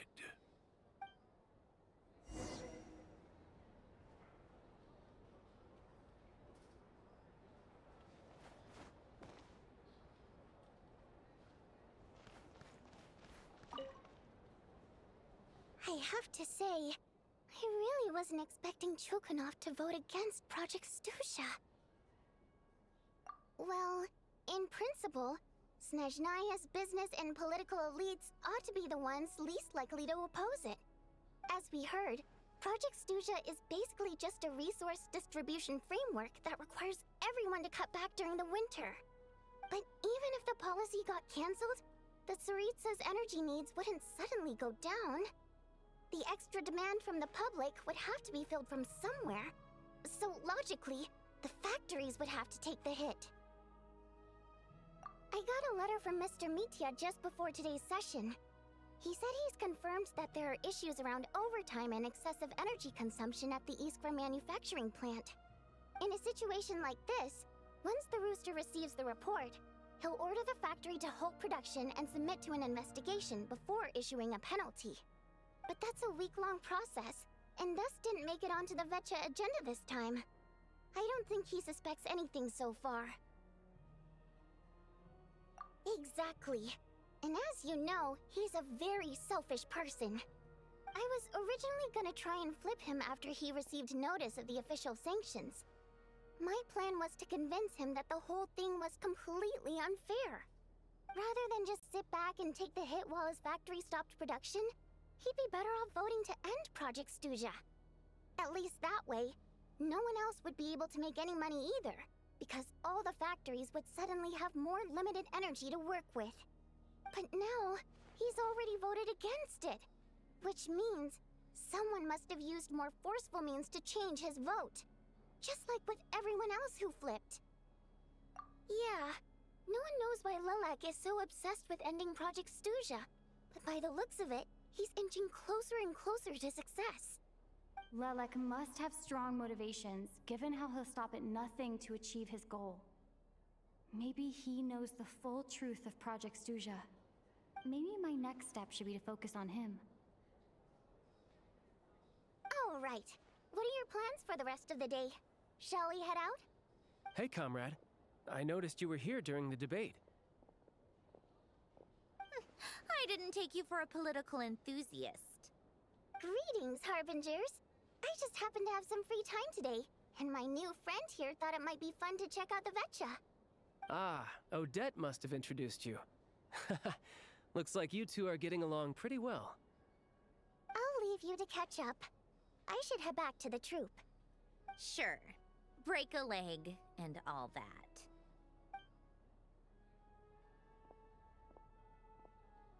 Thought it might be fun to check out the Vetcha, did you? Things are never that simple with you, Traveler.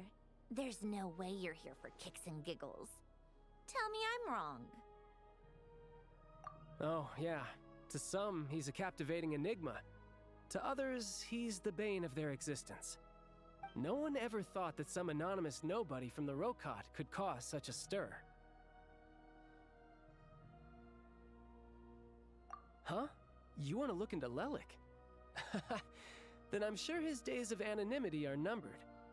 What do you think, Sandrone? Fine by me, I guess.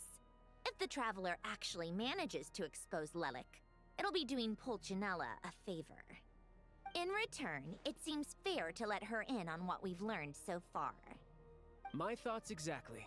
Sharing is caring, after all. Head back to Glupov and grab the files on Lelik. It's easier to just pull the records than go through the rigmarole of getting the Traveler a visitor's permit.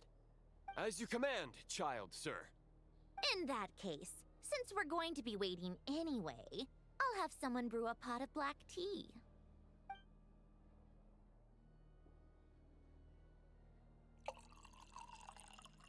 One common thread among the many incidents Lelik has been involved in is that the victims are all too scared to share any real information about him.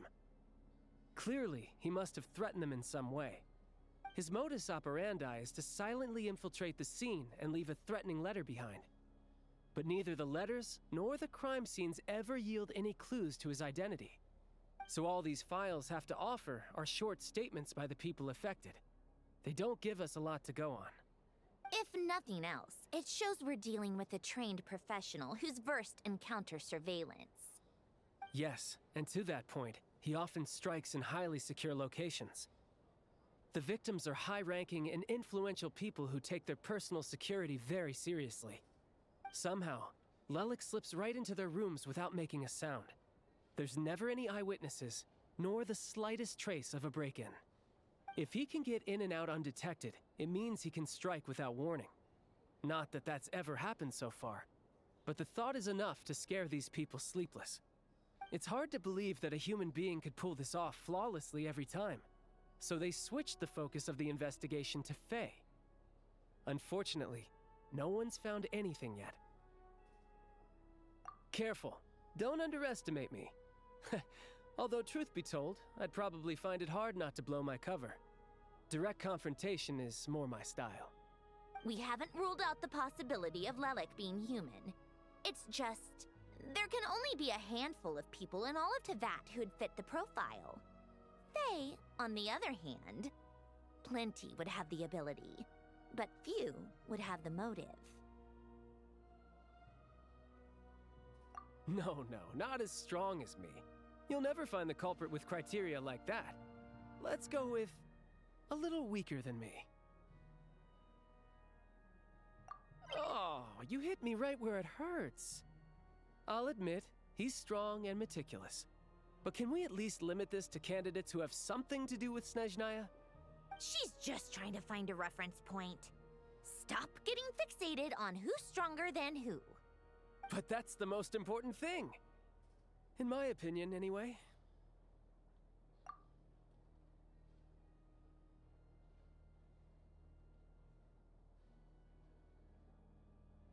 Odette. Yeah, that seems about right. Her skills are solid, and she's always calm under pressure. Except she's Fatui, so the likelihood of her working against us is pretty low. But yeah, much more accurate than your previous example, at least. No, wait a moment.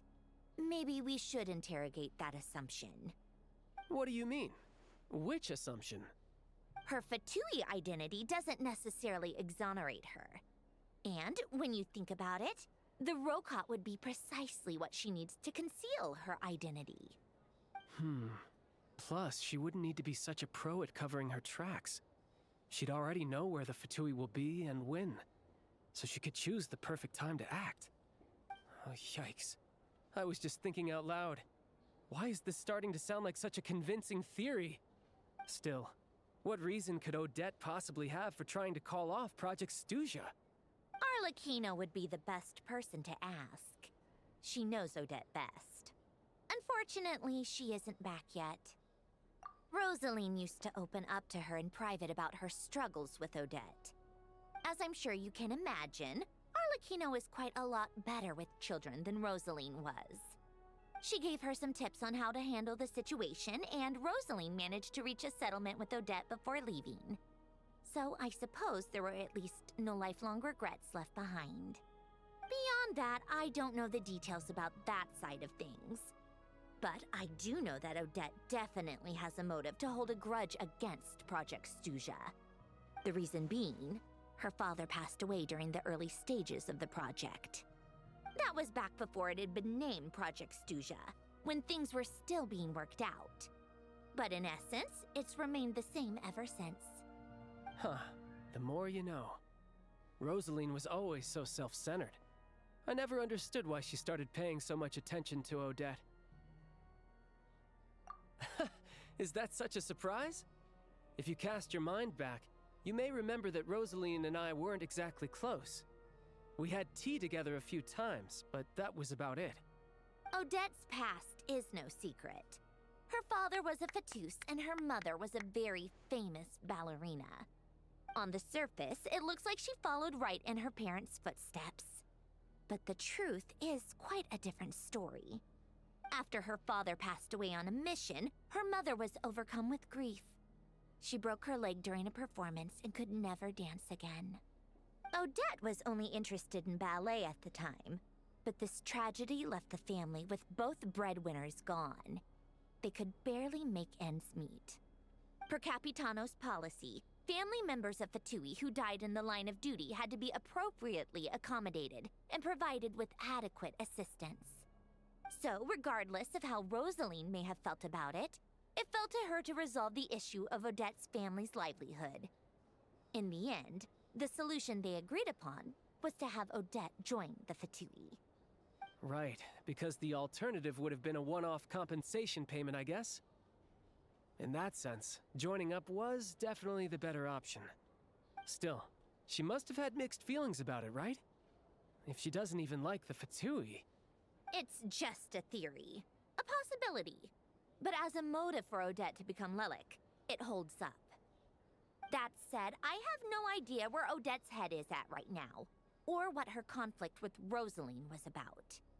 Plenty of people were on bad terms with Rosaline. I have no intention of trying to figure it all out. Yes, but there's not much point in discussing that now. Yeah, back to Lelik. Since our investigations so far have turned up next to nothing, we've got nothing to lose by trying a new angle. Funnily enough, Tonya and I had actually made plans to go to the theater tomorrow to watch Odette's rehearsal. Unfortunately, thanks to this Lelik situation, I'll be stuck working overtime again. Which means you can go in my place. No point wasting the ticket. Plus, you'll get to meet Tonya. Spirit Seeker. Quite the classic ballet. It was passed down through Odette's mother's family for generations, though it hasn't been performed in years. But Odette's been practicing it diligently, and it's finally ready for a return to the stage. Excitement is through the roof. Tickets for the official performance sold out long ago. Tonya's excited for it too. She's desperate to see it no matter what. Personally, it's not really my kind of thing, but since she's my little sister, I had to figure something out. I've actually seen it several times before. The story's pretty straightforward. The lead character follows a trail of clues left behind by a spirit, gradually recovering her memories along the way. It's a tale of love and regret. So not exactly reinventing the wheel, at least by today's standards. But when that classic melody kicks in and the lead character begins to dance, it always gets me. It really is beautiful. Not an easy dance to do justice to, though. I know it's always been Odette's dream to perform this piece, but I'm not sure she's really ready. In that case, I think that even if she is Lelik, we should wait until her performance is over before we respond. I'll let you take it from here, comrade.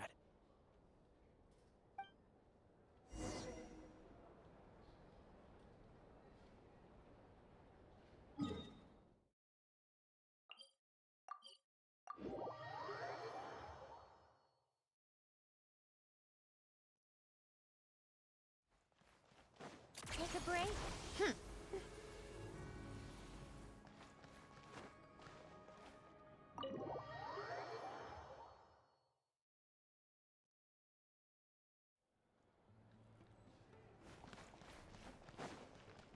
How tiresome.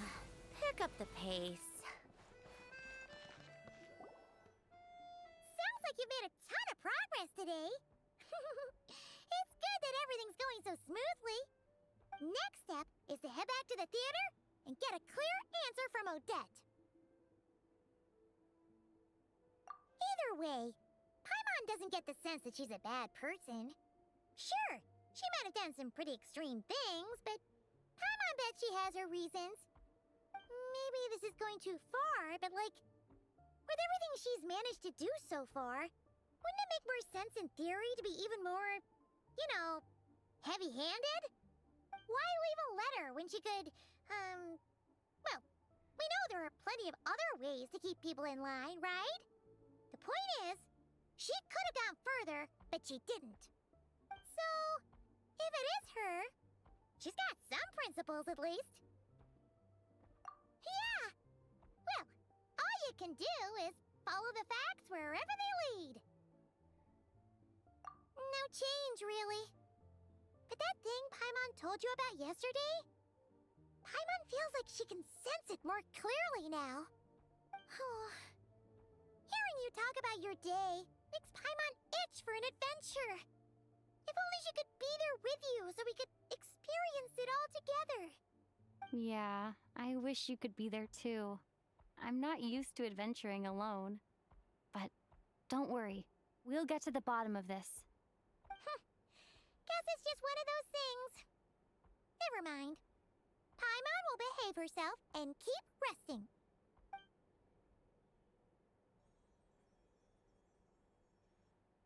If Odette is Lelek, she may well have inside information on Project Stuja.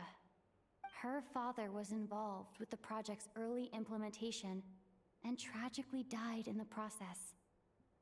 Now, she's dedicated herself to bringing it to an end. It's hard to imagine she could have gotten this far without knowing anything at all about the Tsaritsa's true intentions. When she spoke to us as a member of the Fatui, how much did she let on? And how much was she hiding? Only time will tell. Maybe tomorrow everything will be answered. Hey look! It's snowing! Could be a tough day ahead. Make sure you wrap up warm tomorrow.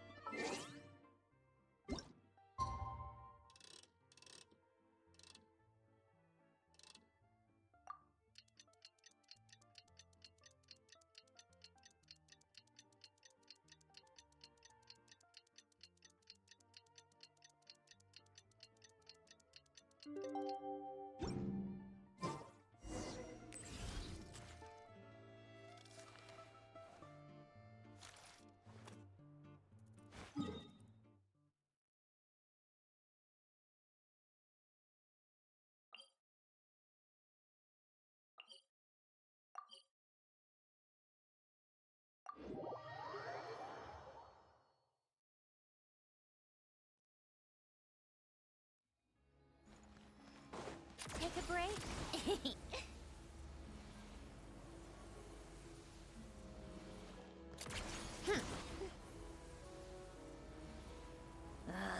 Time for more snow, damselettes.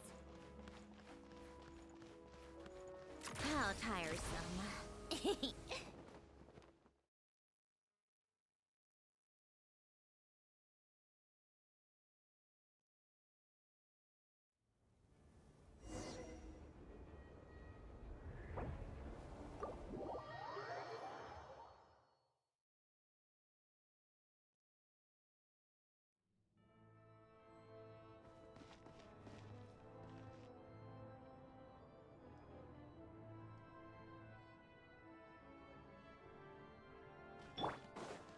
Come on, keep up.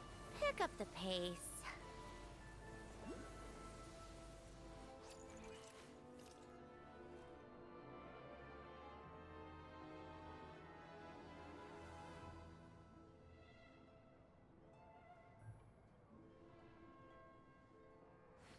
How tiresome.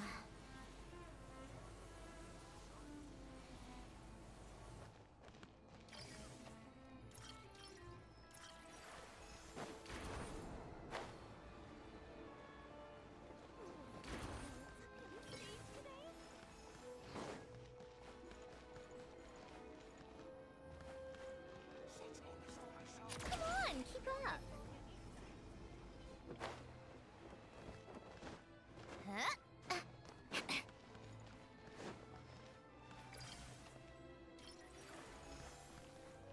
Take a break.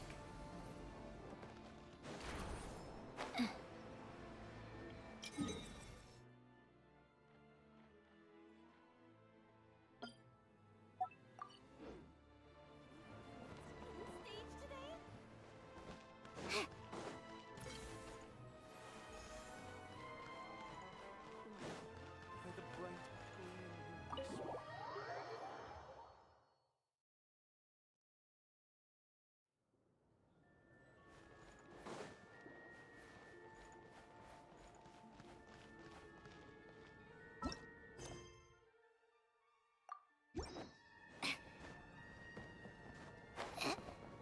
How tiresome. Pick up the pace. Come on, keep up. How tiresome.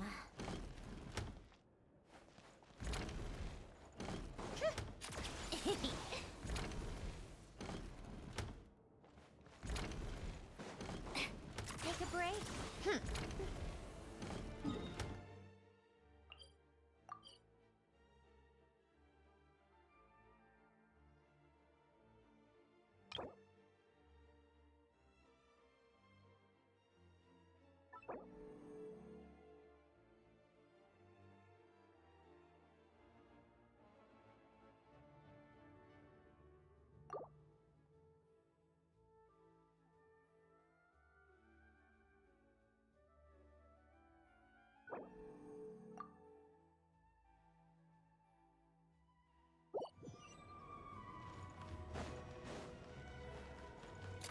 Pick up the pace.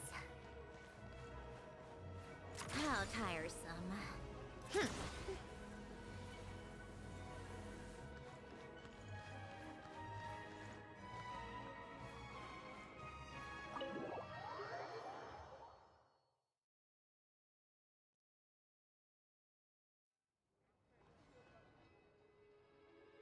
No way!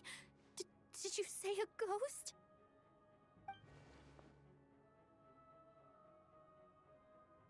It's true, I swear.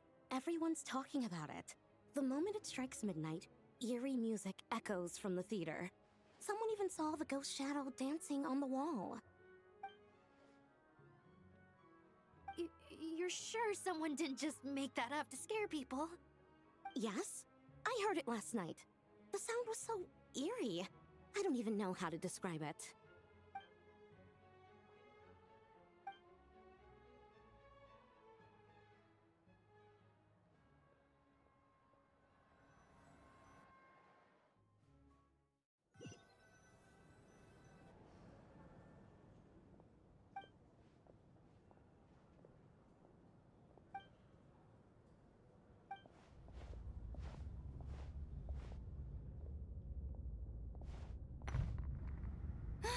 What was that?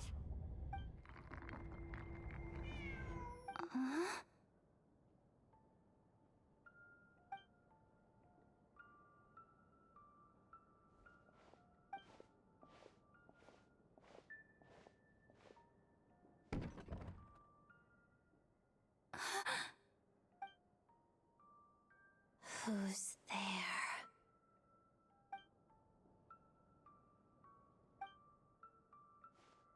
Traveler? Odette? Yes? What were you expecting? A ghost? I have. The eerie music and the dancing ghost. Here. This is the true form of said ghost. It's a music box. It was a birthday gift from my mother when I was little. It used to play beautiful melodies, but its internal mechanisms have deteriorated over time. And now... it sounds terrible, doesn't it? It'll take some time to fix, but my daytime schedule tends to be quite packed, and I don't have the right tools at home. So I had to sneak off to my private lounge in the middle of the night. Yes, this area belongs to me. Doesn't it look the part?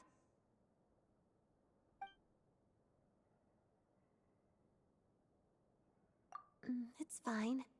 To be quite honest, neither of us should be here at this time. But I must say, you're pretty brave. Most would have fled the moment they heard the music or saw a ghost. Always eager to help. That's what they say about you. I guess they were right.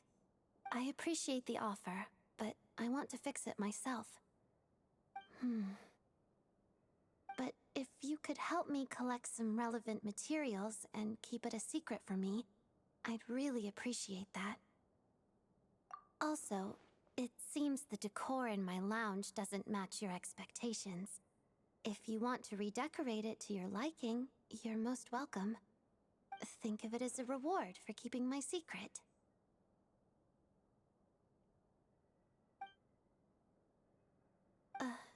Did you not want one? Vodyanitsa said fans would do anything for a peek behind the scenes.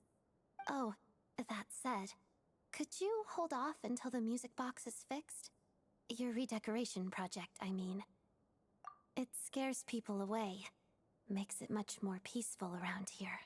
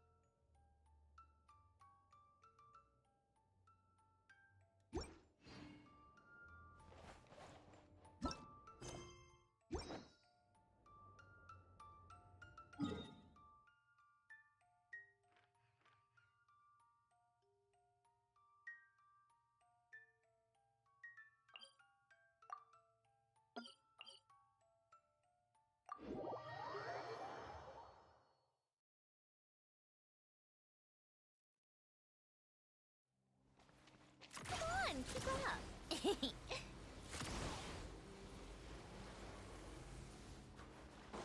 How tiresome.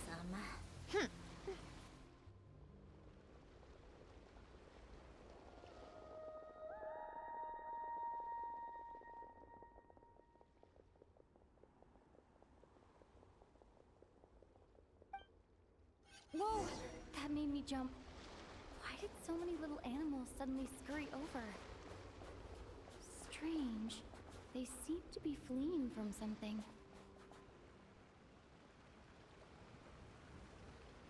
The voice seems to be coming from this hole.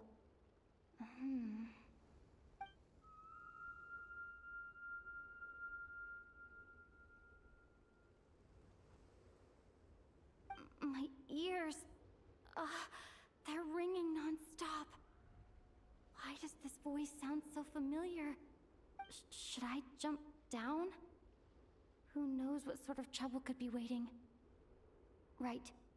Let me test the waters first. Hello? Come out of there!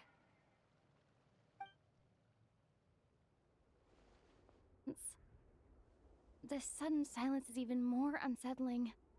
But what exactly is down there? Well, there might be trouble, but there could also be treasure. Might as well take a look. If I encounter any danger, I'll make a quick exit.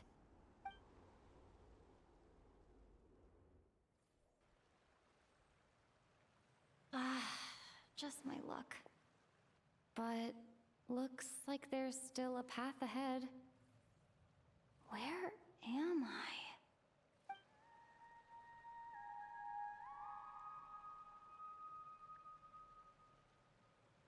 This is the same singing as before.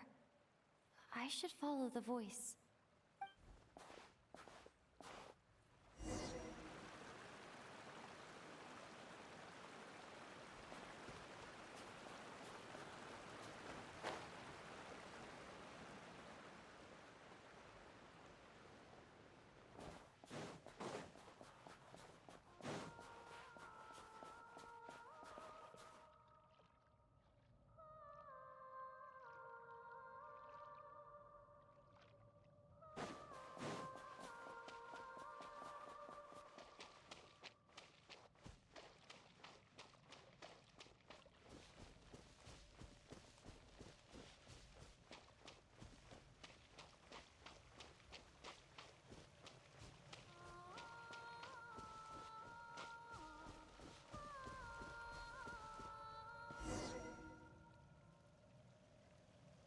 A huge shell?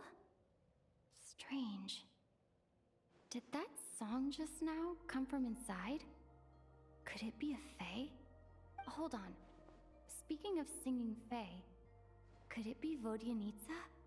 Hello? Anyone here? Still no response. Well, if there are mushroom gods in this world, there might as well be seashell fae. I should check it out.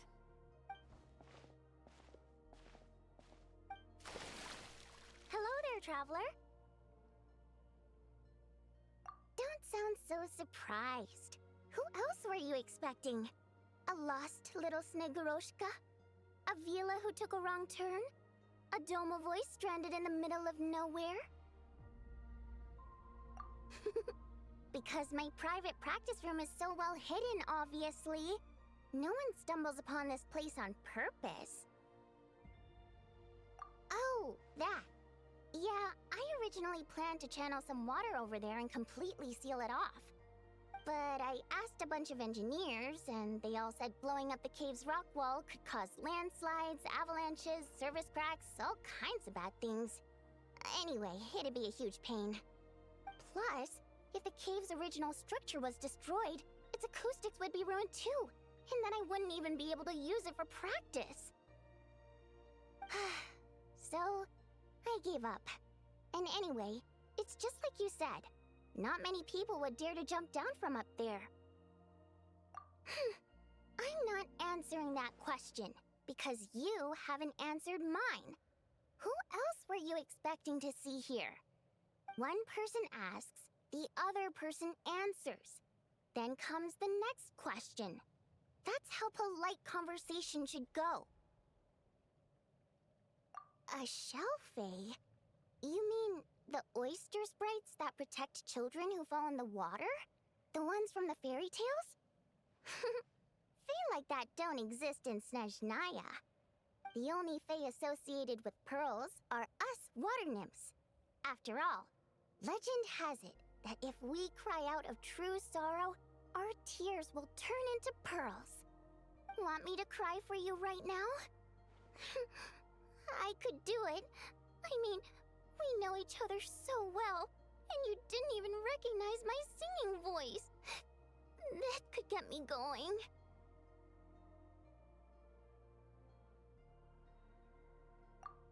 Of course not.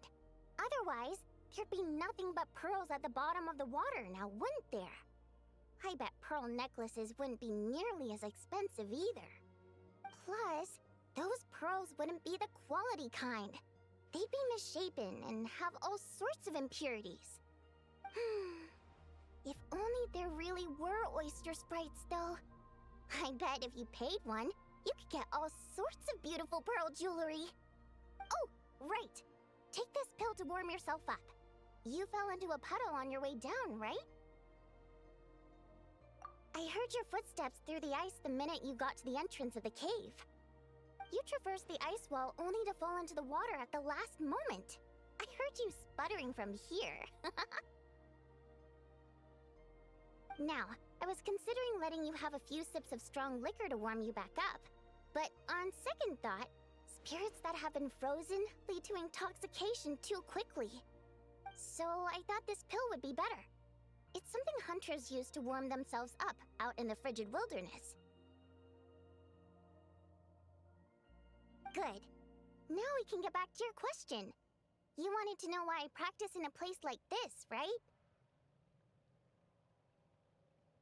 Well, the answer's simple. Practicing in the city would disturb people. I used to practice in the theater, doing vocal warm-ups, singing a cappella, you know, stuff like that. Letting some fresh air in always puts me in a better mood, so I would usually practice with the window open. And, well, do I even need to say how captivating my singing voice is? Every time I practiced, a huge crowd of listeners would gather down below. And they wouldn't leave until I was done. Honestly, the people were packed as tight as sardines down there. But it's not like I could do anything to help it. That said, there's another reason I don't really practice in the theater anymore. I don't exactly recall when, but one day, this young girl showed up in the crowd of people who had come to listen to me. She turned out to be quite smart. She studied my habits to the point where, at all times, she knew when and where I was going to practice. And sure enough, she'd always be there. People would even pay her to show them where I'd be, so they could be sure to grab a spot.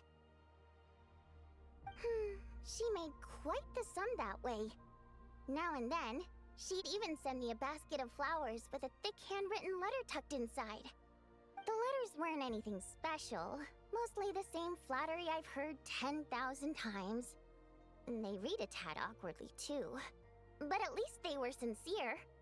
So, I'd often send her a ticket to my latest show in return. I thought it'd make her happy. I like people who chase after what they love with all their might, but still have some smarts to show for it. I think people like that are fun and cute. I would have loved for our fun to continue. She changed. She no longer came to my practice sessions because she liked to hear me sing. She just wanted to make Mora. Lots and lots of it. Enough that she could put all the relentless celebrity chasing behind her. That much I wouldn't have minded, but then I discovered at some point she started selling every single ticket I sent her for several times the price. I suppose she didn't like my music anymore. The innocent version of her who was just there for the love of my voice was no more. In human terms, she grew up. I no longer found her cute, fun, or interesting. And I certainly didn't want to play with her anymore, so I move to a different practice location. I won't meet anyone interesting here, of course, but at least I can practice my singing in peace. Although, you braved the journey here now, didn't you? Freezing puddle and all. Don't even go there. It's been giving me such a headache. If the acoustics in this echo chamber were still in good shape, my voice wouldn't have come out nearly so... Precisely. Thanks, Traveler. The problem isn't the main cave structure, but the echo pillars made of prime ice. Perhaps I was practicing too hard, or my pitch was too high. But while I was practicing a few days ago, some of the pillars suddenly cracked. Honestly, all I need are a few simple prime ice pillars to replace the damaged ones, and this chamber will be pretty much back in working order. But alas, I'm terrible at making things like that. Hinting? Goodness, no. I'm shamelessly asking for your help, of course. No, it's like I said. All I heard were footsteps at the entrance. It's not like I lured you here or something. I swear. Anyway, since I have you here, there's no time to waste. Let me tell you which pillars to swap. Actually, just telling won't do. I have a better method. Shh.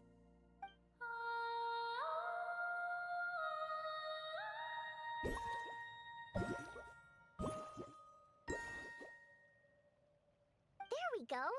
See those brightly illuminated prime ice pillars? Those are the broken ones.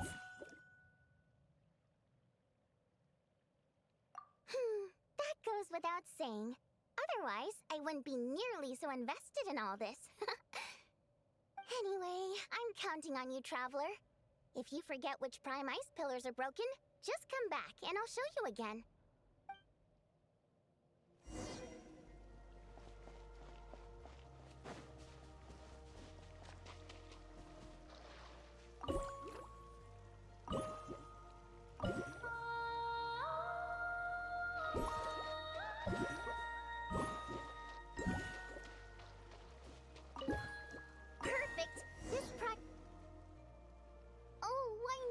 Count on you.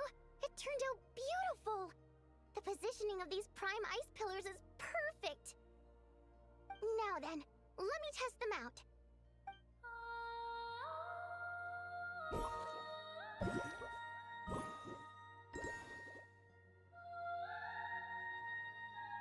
That's right. Looks like I can practice in peace for now. Since you helped me fix these prime ice pillars, allow me to sing you a little practice piece. Unnecessary.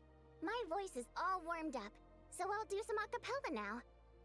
I'm practicing here today, and in a few days I'll head over to Ronkova Zoria to do the same. I wonder if Odette and Alosha will be there. Anyway, sit back and relax. Oh, but don't close your eyes, or you might zone out and fall face first into the water.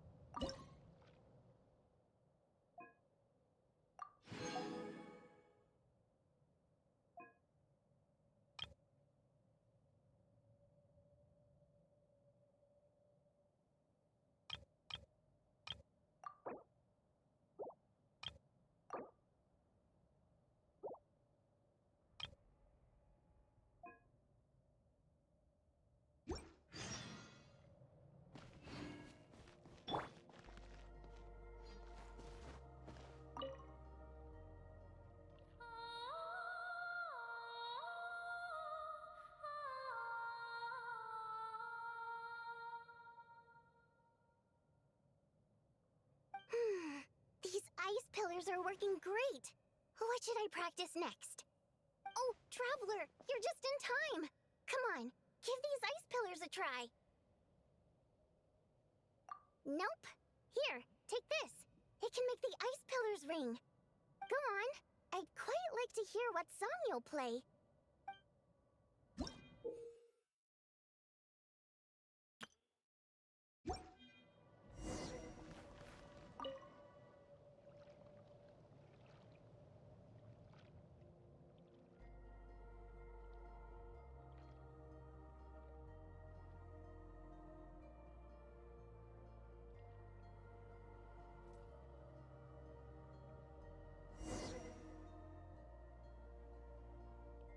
What do you think?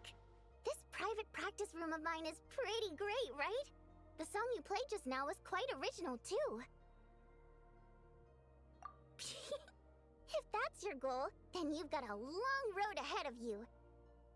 I suppose I could offer some guidance for a price. Not sure yet. I'll let you know once I think of something fun. Until then, you owe me. Pleasure doing business with you. Be sure to come over and practice whenever you're free.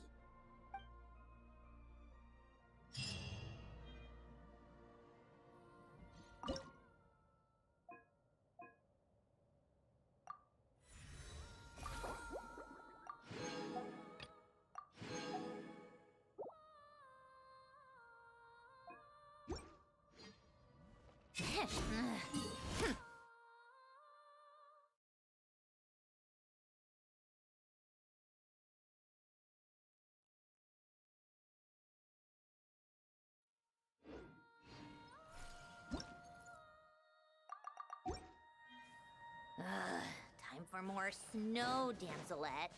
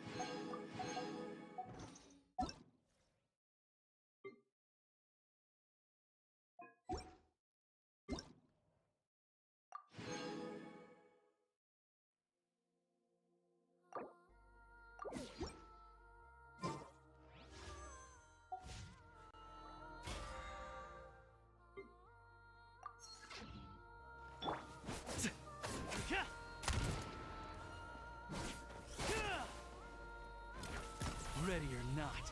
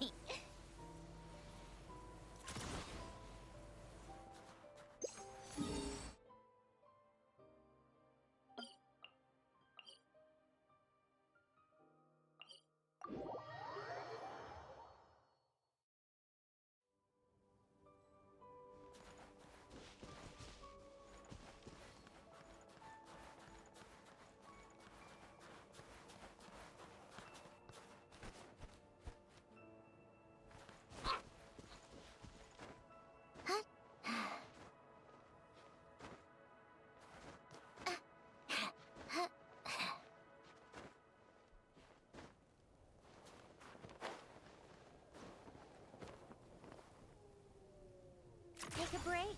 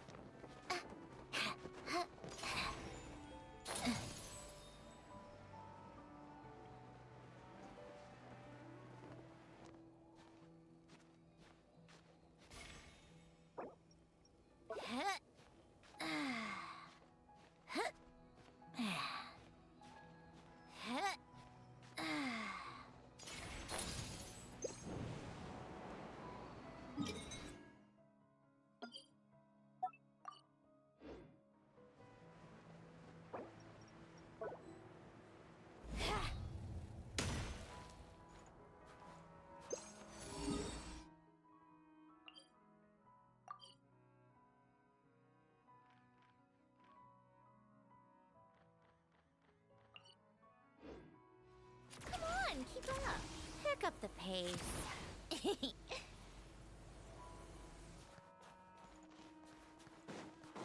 Take a break.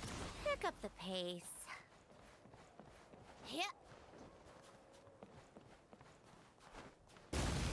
Who goes there? Got it! Guard! Show me what you got. To ashes! And Kate! Fighting cross! Ha! Gotta.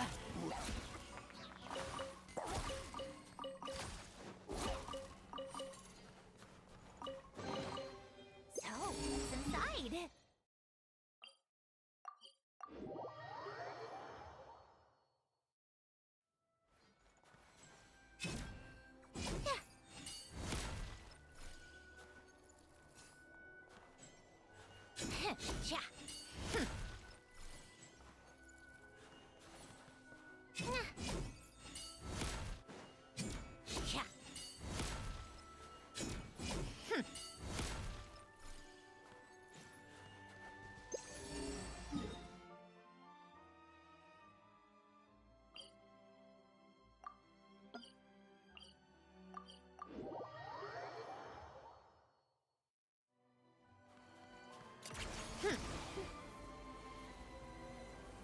Pick up the pace.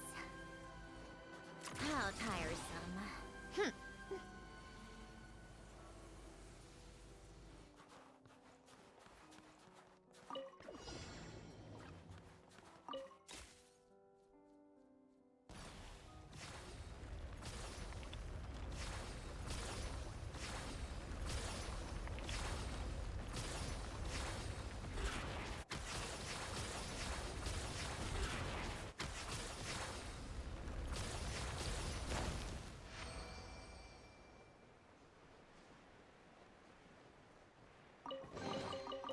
So, what's inside?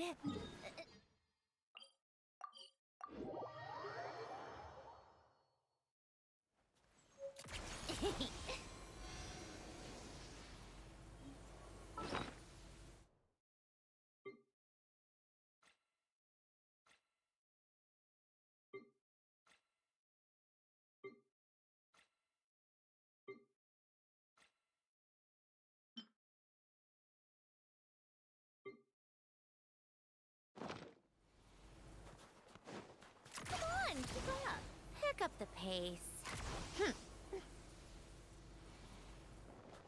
Take a break.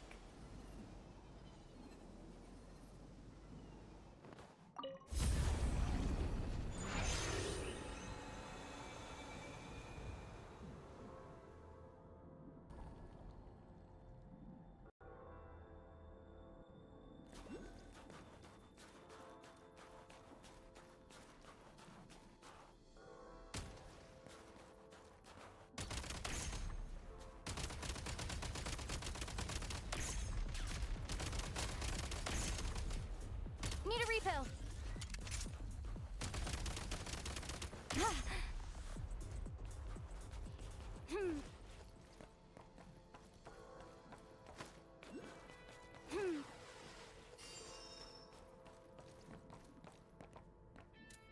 Charge.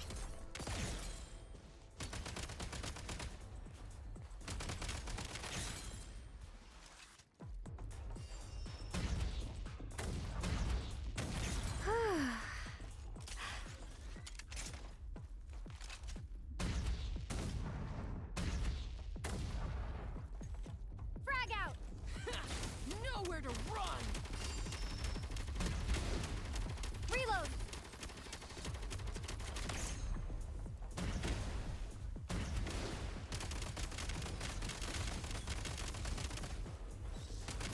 I'm on my last leg now.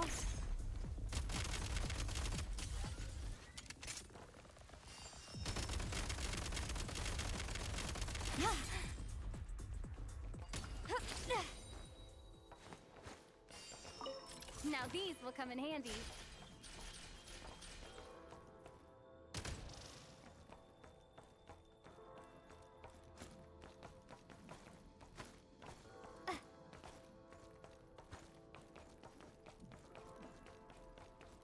Time to catch my breath.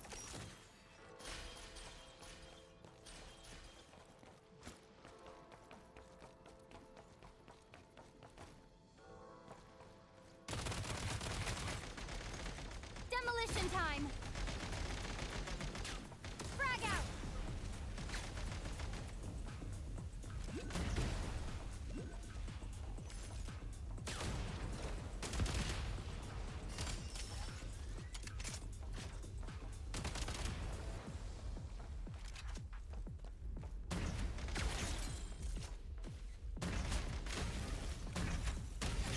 Need a refill. Backup is here.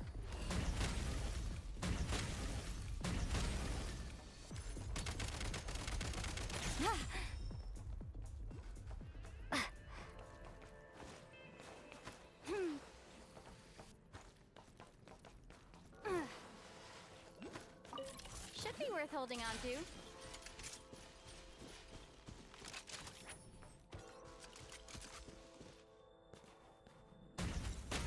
Change of tactics.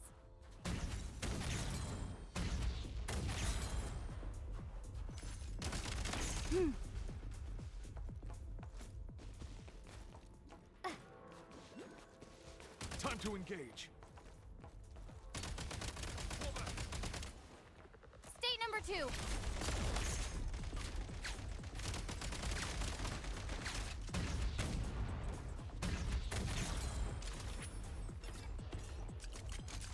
Nice.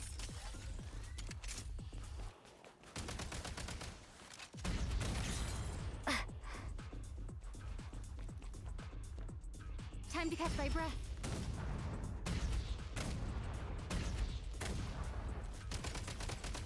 Not good.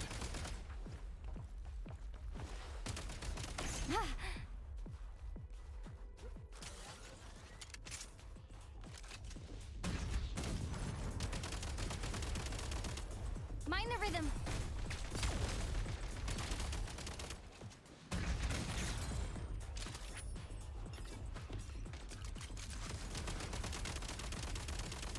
Reload. Nice.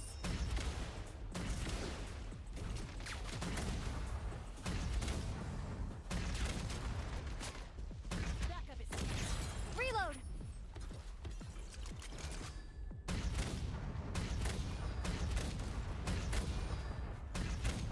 Reload.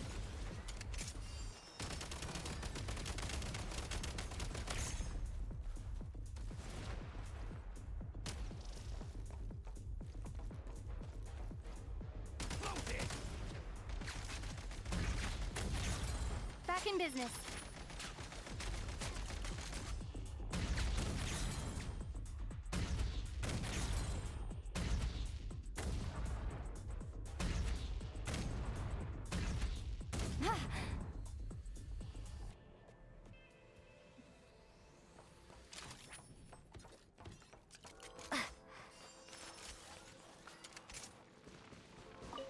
Now these will come in handy.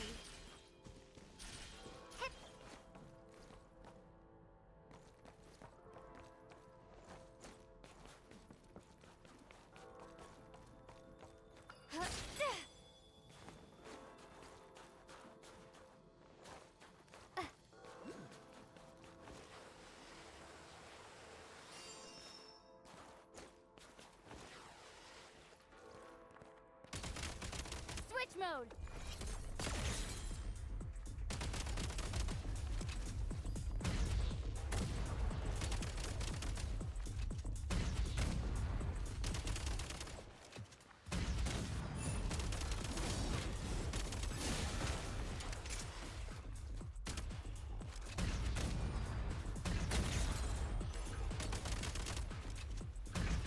Providing cover. Reload.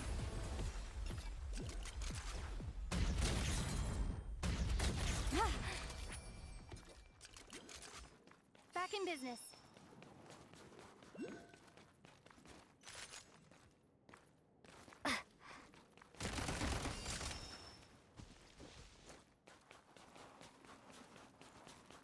Back in business.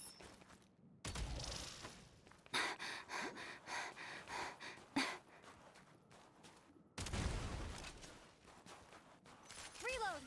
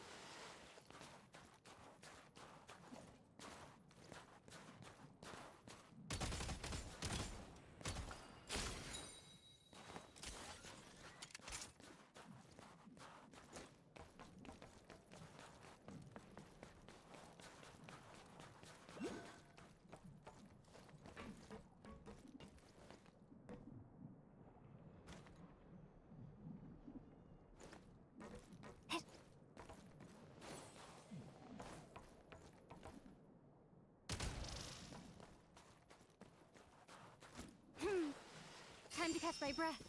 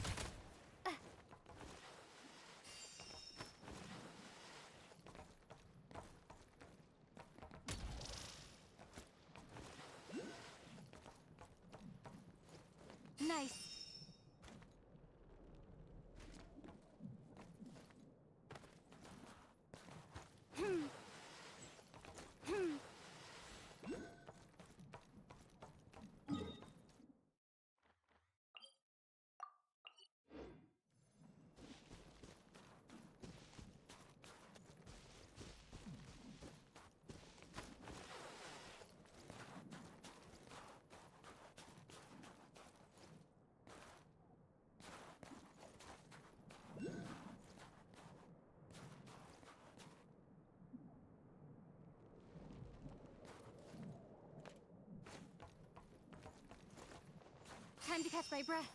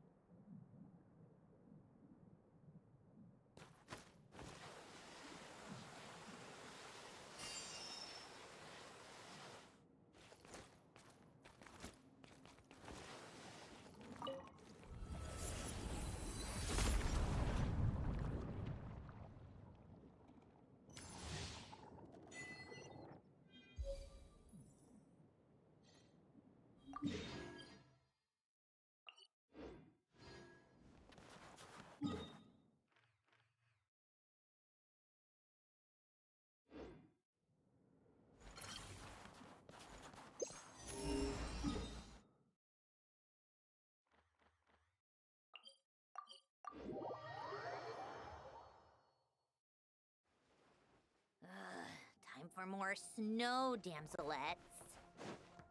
Come on, keep up.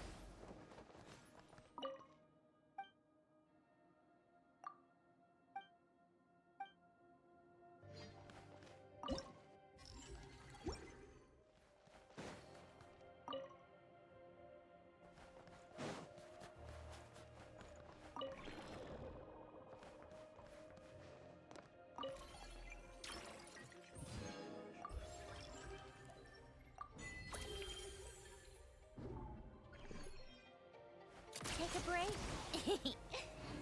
Pick up the pace.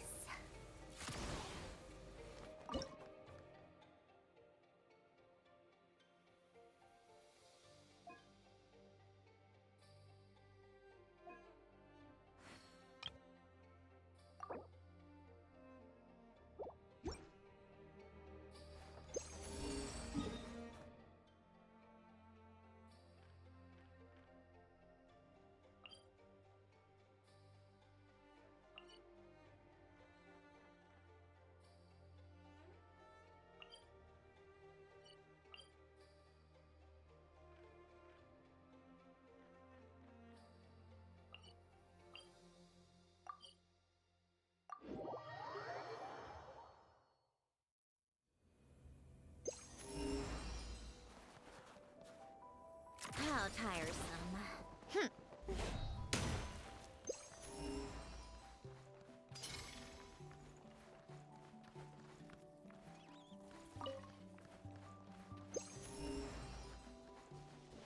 Take a break?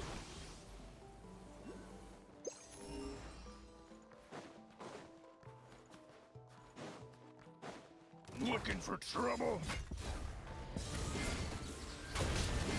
Power that ended up! One down! Here, boy!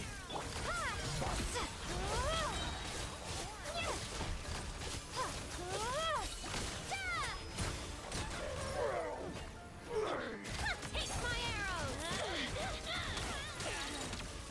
So we're doing this for Come fun. on, Let's do this. Fly true! Firestorm! To ashes! Bullseye! Tagaris, back! Fighting frost!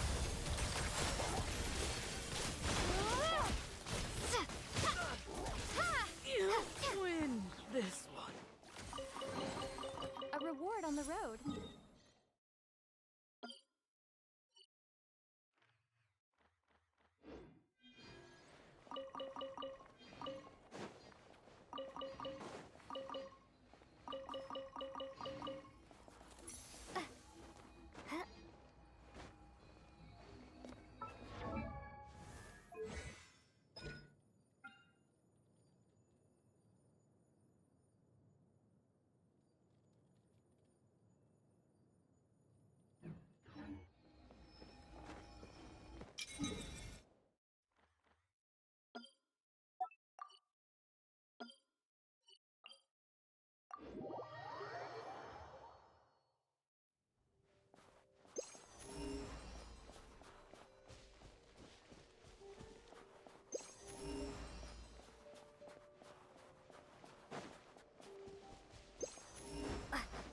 Who goes looking for trouble? Eyes on me! One down! Here, boy! Firestorm!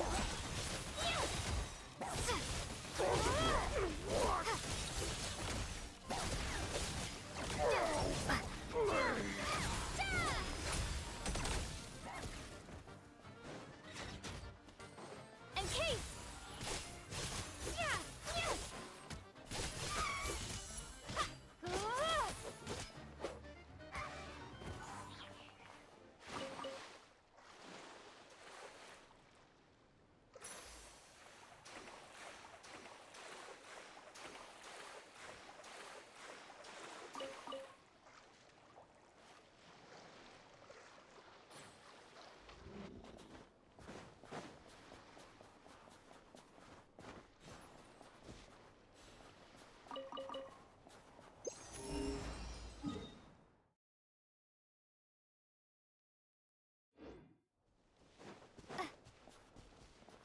How tiresome.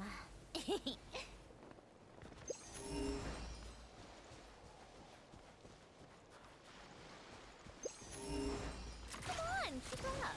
Pick up the pace.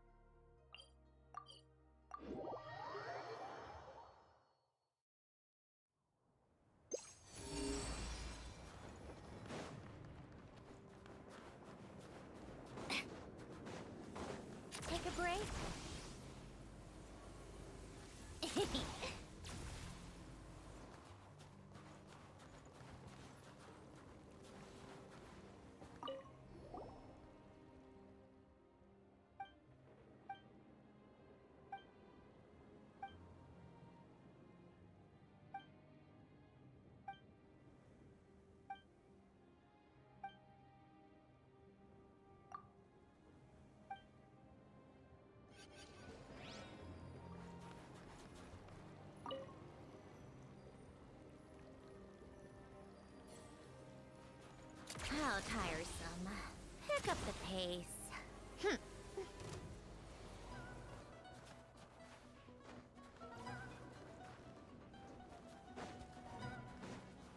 Come on, keep up.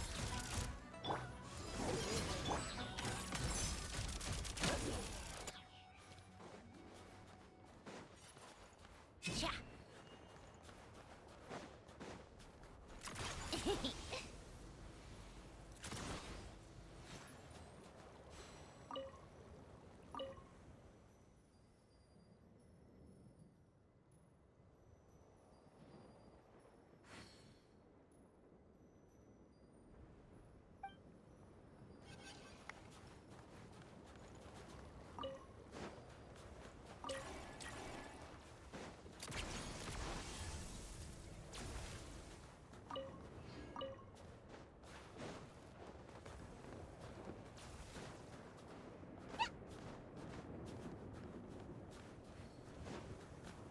Take a break, pick up the pace. How tiresome. Pick up the pace. To ashes!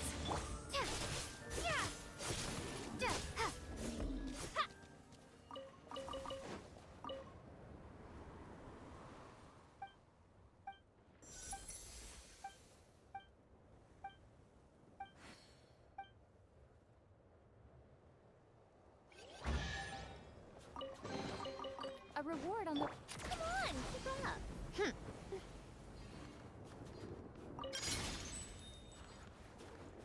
Take a break, pick up the pace.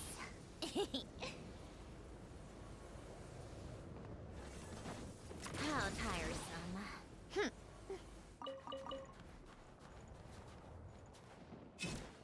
Take a break, pick up the pace.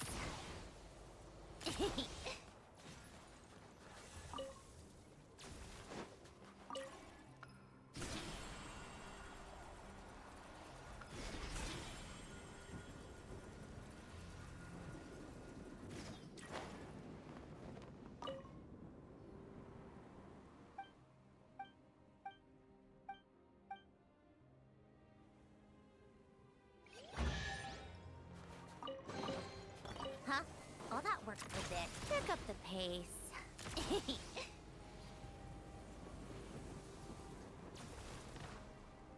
Huh? How tiresome.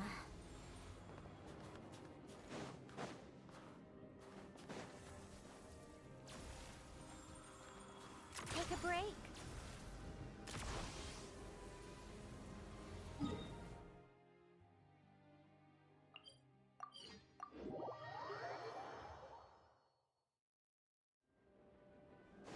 How tiresome. Pick up the pace. Come on, keep up.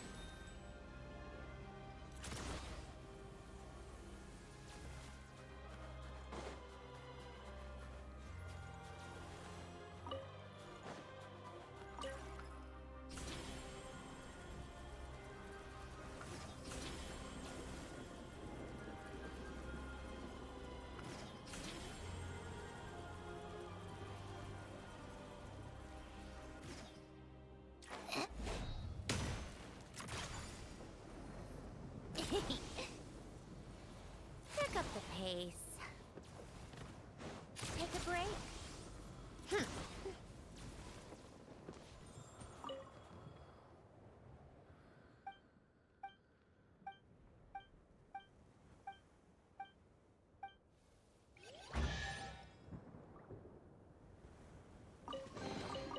Huh? All that work for this. How tiresome. Pick up the pace. Come on, keep up. How tiresome.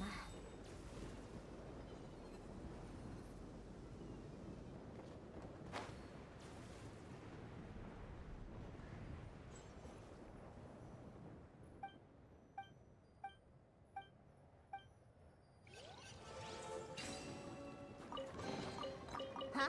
All that work for this.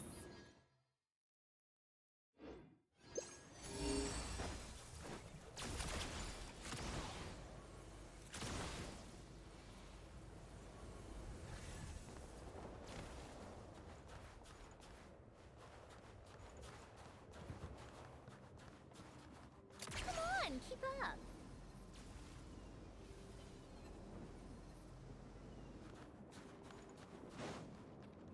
Take a break.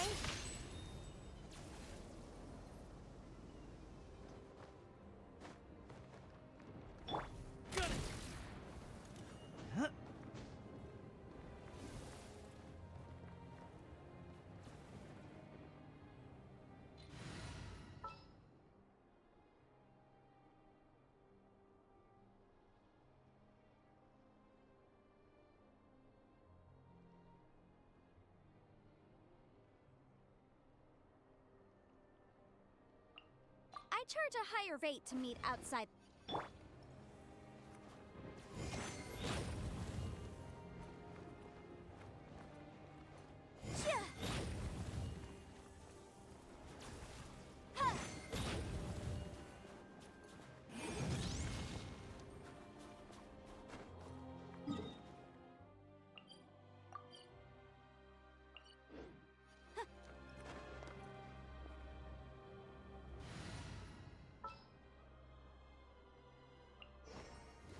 This world is... Pick up the pace.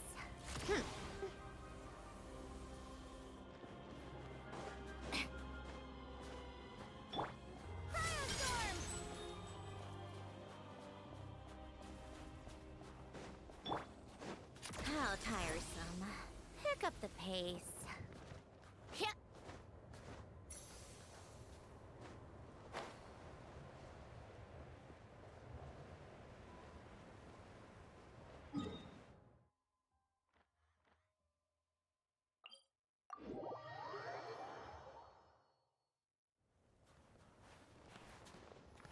Come on, keep up. Pick up the pace.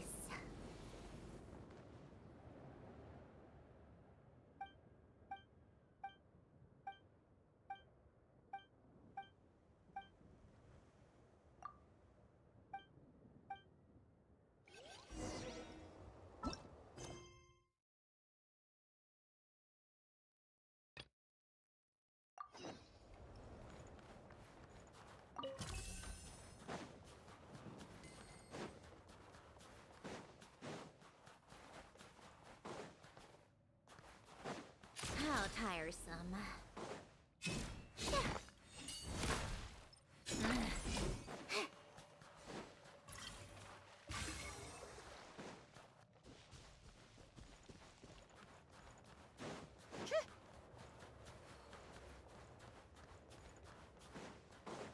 Take a break.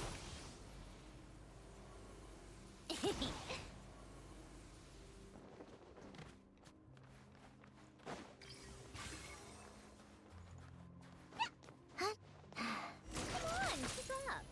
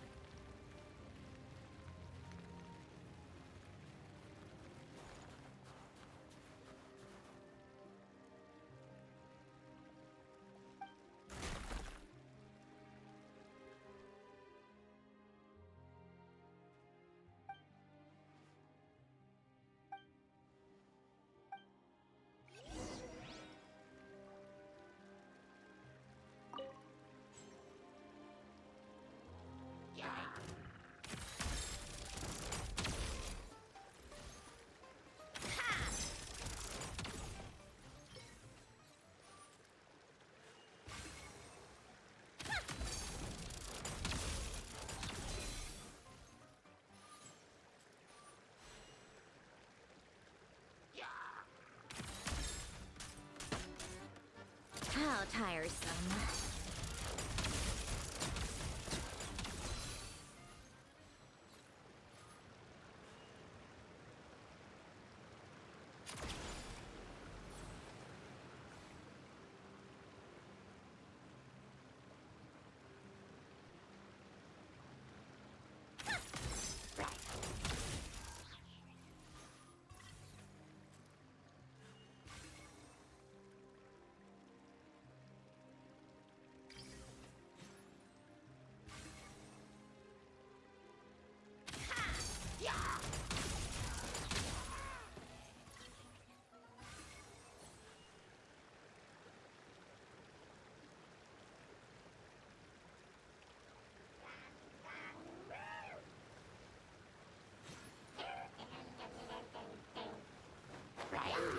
Eyes on me!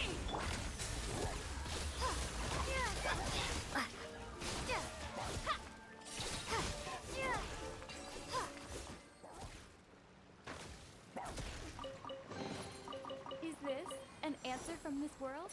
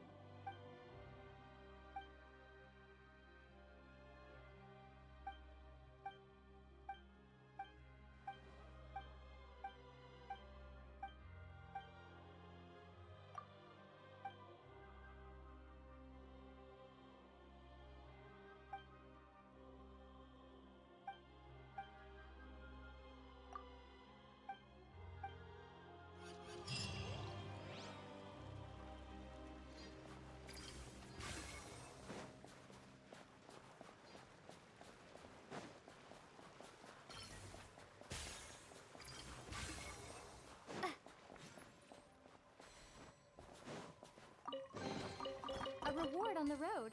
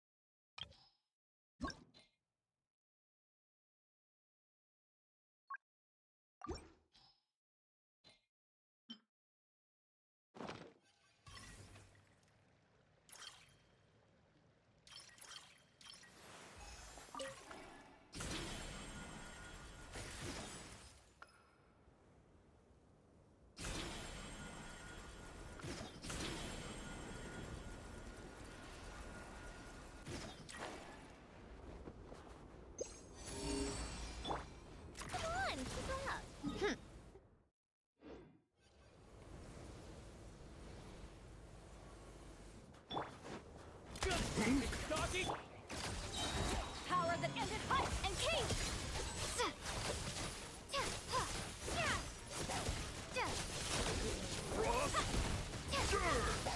Fighting frost!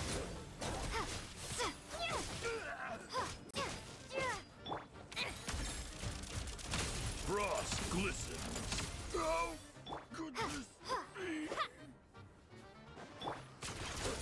Cryostorm!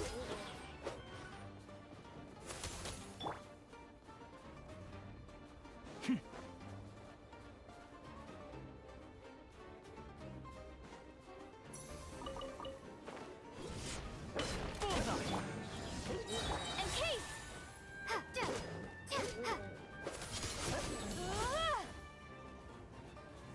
Condense!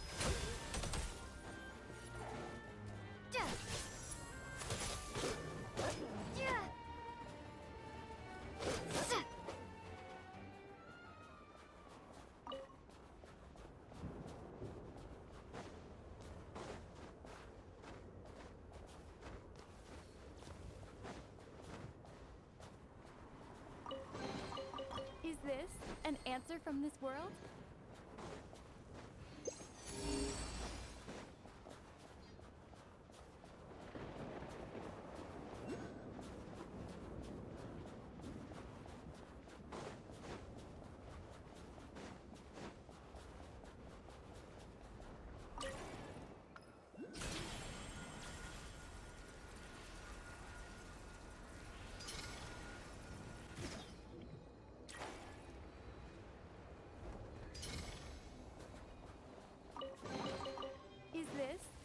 are from this world?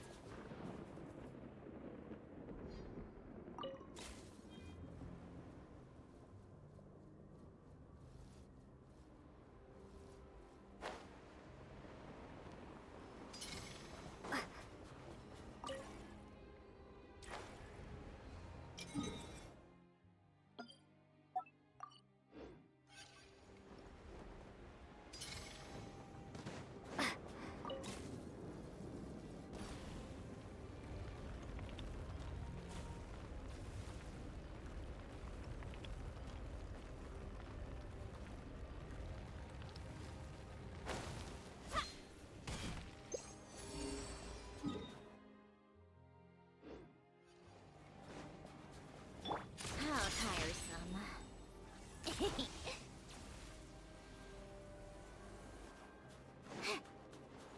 Take a break? Pick up the pace.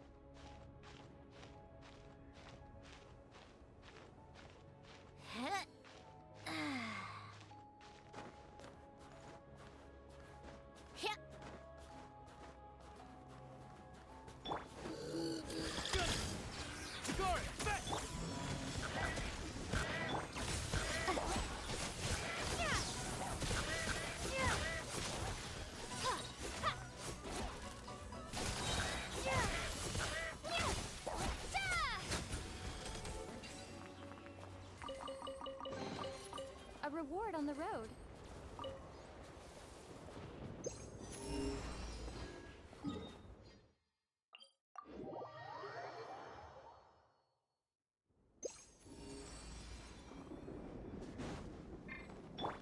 How tiresome. Pick up the pace.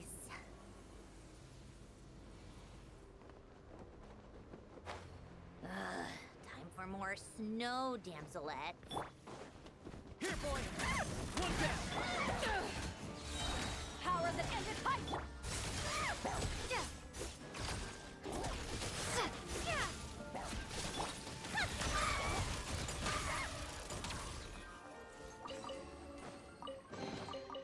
So, what's inside? Not that I care.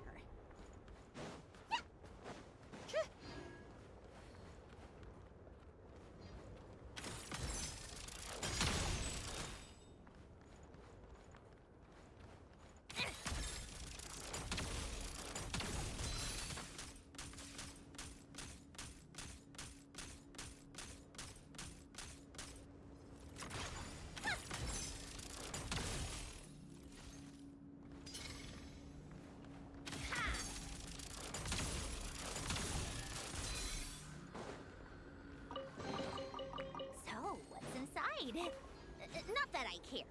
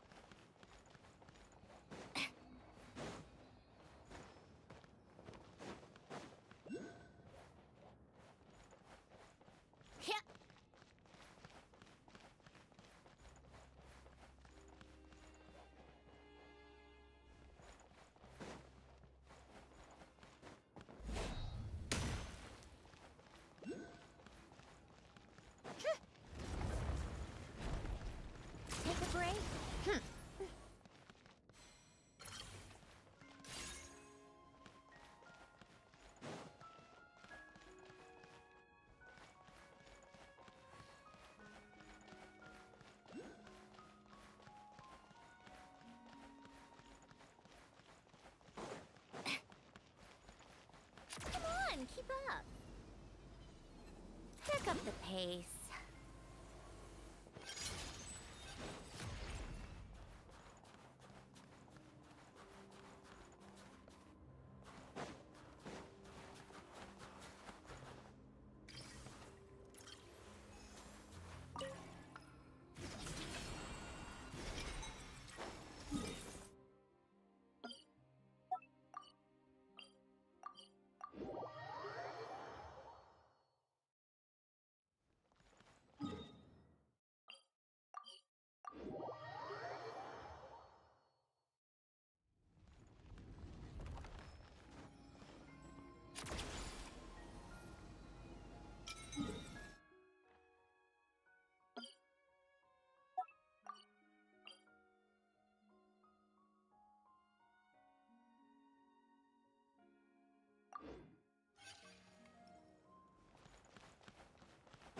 Take a break.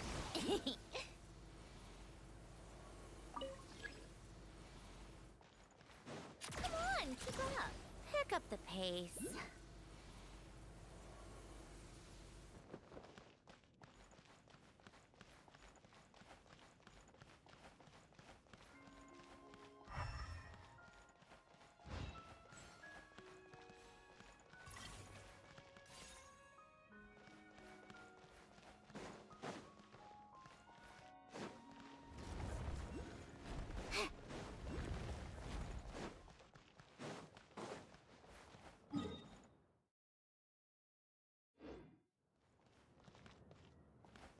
How tiresome.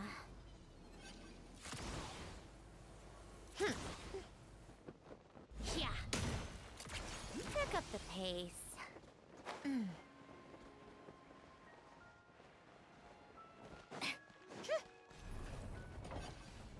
on, keep up.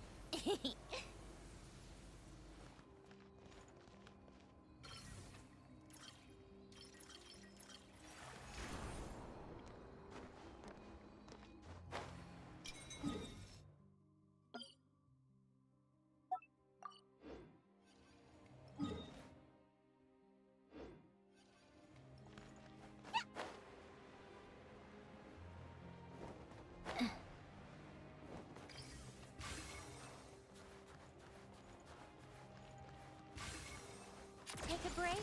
Pick up the pace.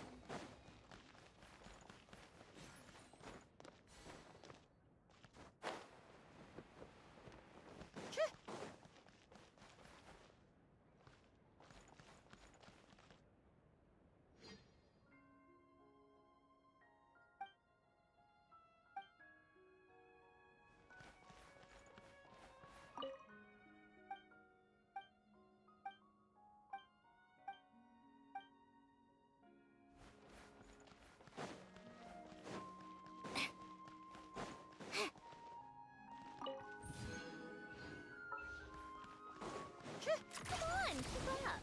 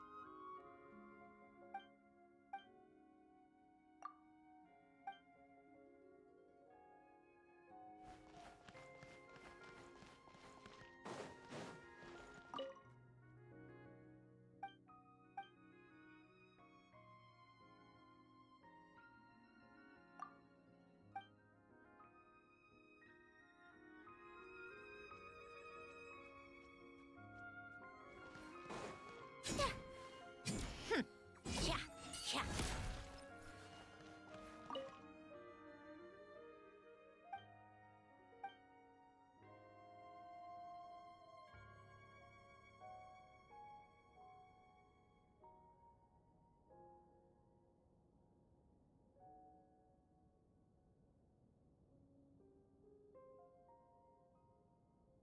I like music. In fact, I've taught myself to play many different instruments.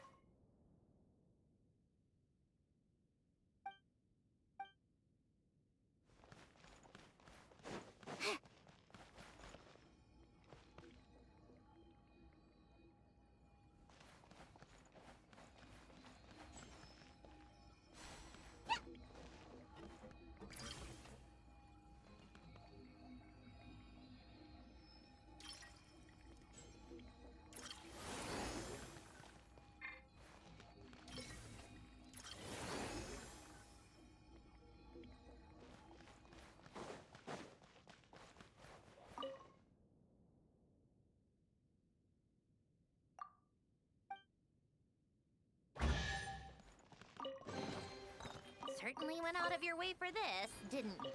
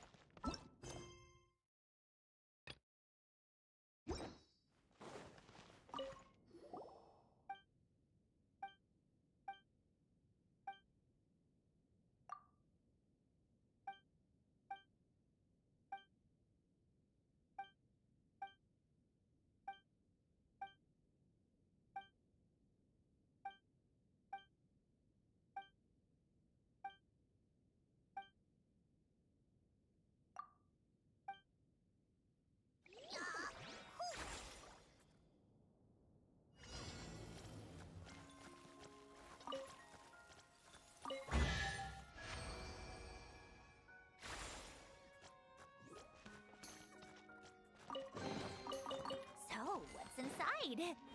Not that I care.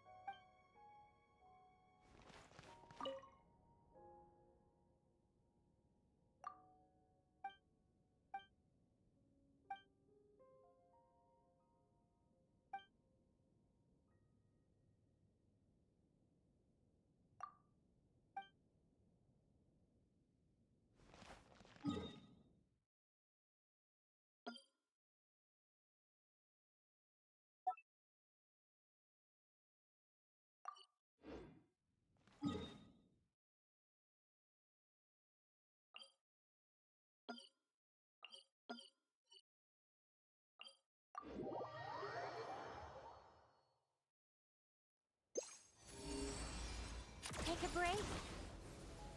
Pick up the pace.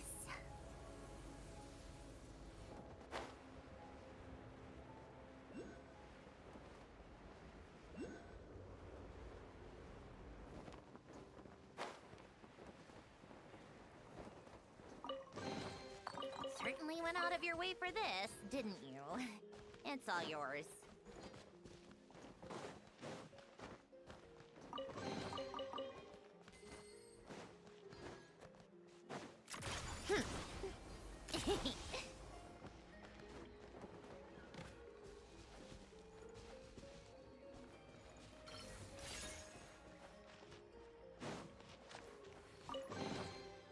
Certainly went out of your way for this, didn't you?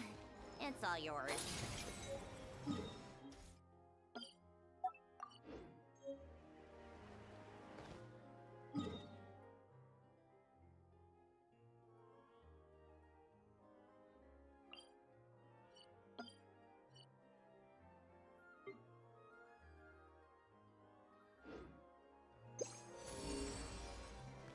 Come on, keep up.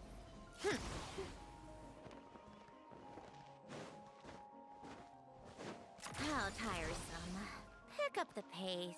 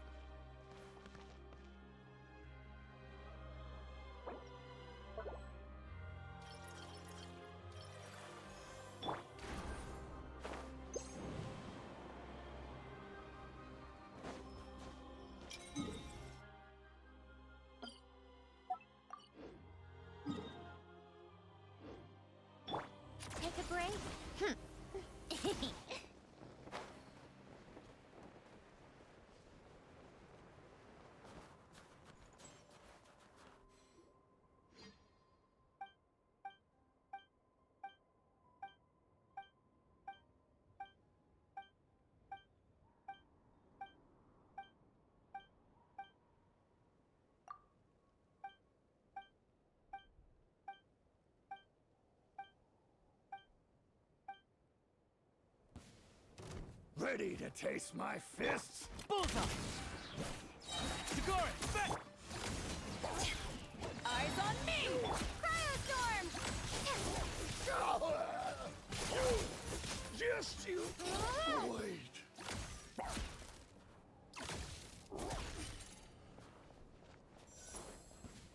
Looking for trouble? One down! To ashes! Condense!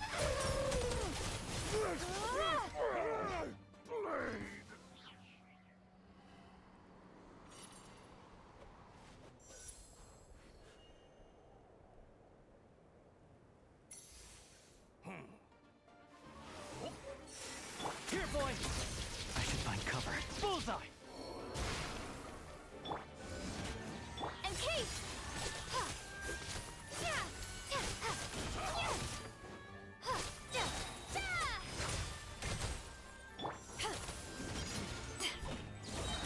Power that ended height! Come on, keep up! A spot of tea time entertainment. Take a break. How tiresome.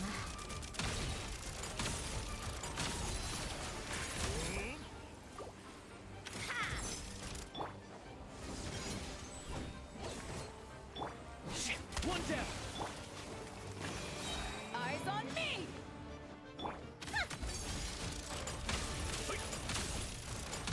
Come on, keep up.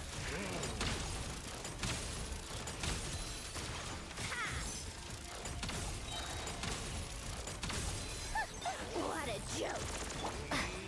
Cryostorm!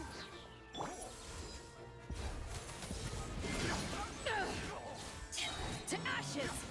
Sigori, back! Bullseye! Condense!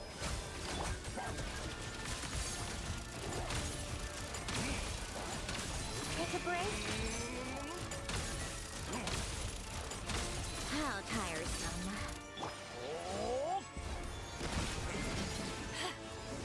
Eyes on me! Here, boy! Good! Take a break. Come on, keep up.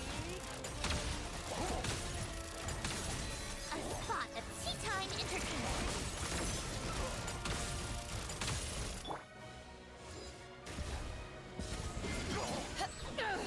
Power that ended height! Sigori, back! Bullseye! And Kate, fighting frost. How tiresome. Take a break. Come on, keep up.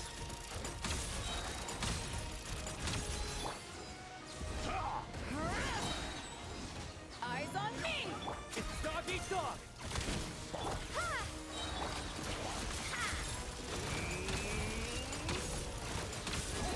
Let's test my hypothesis. Take a break.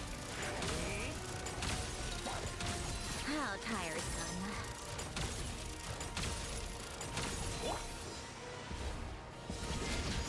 Amen! For...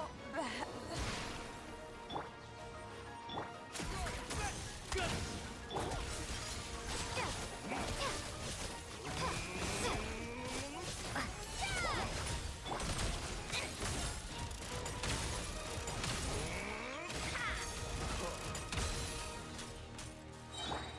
Bullseye! Yeah, it's dog eat dog! Come on, keep up. What a joke. Take a break.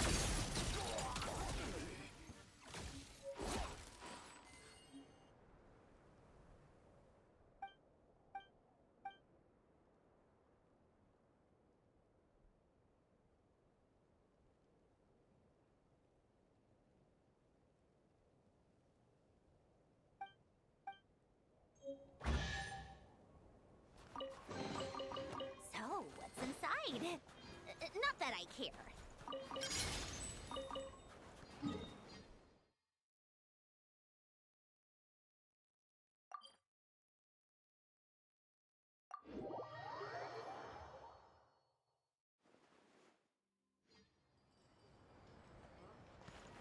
Welcome.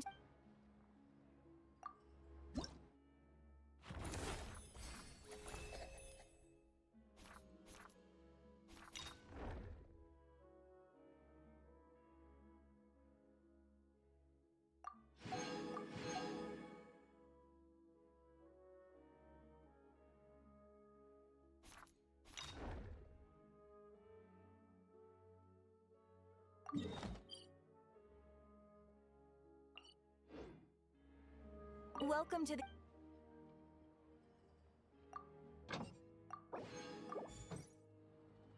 Welcome to the...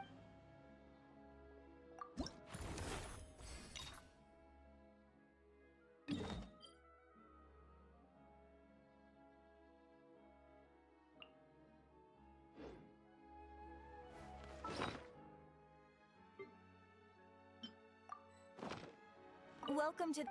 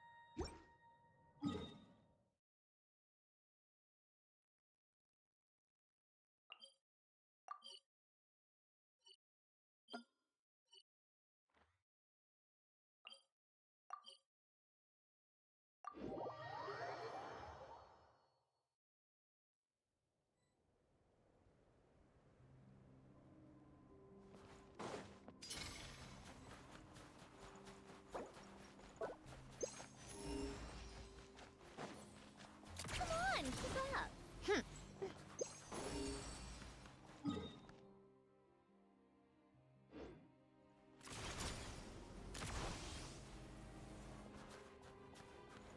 Take a break.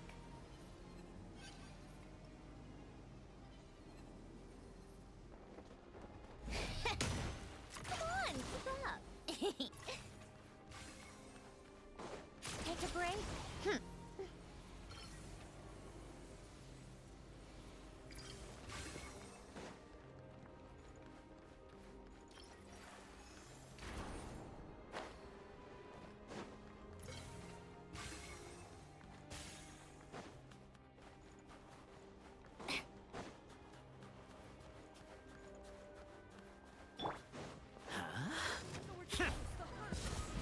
What the? To ashes! Gord! And Kate!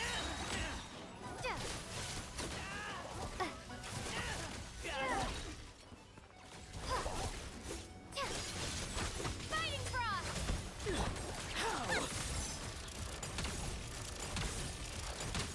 How tiresome.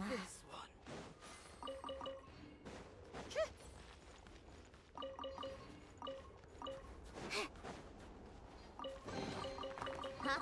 All that work for this.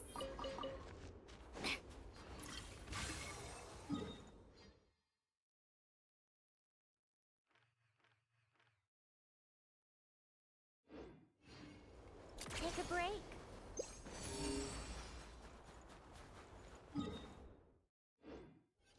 How tiresome. Pick up the pace.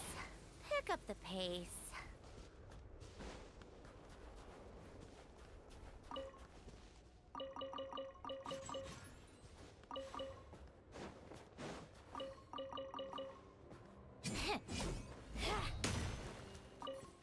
Come on, keep up. Pick up the pace. How tiresome.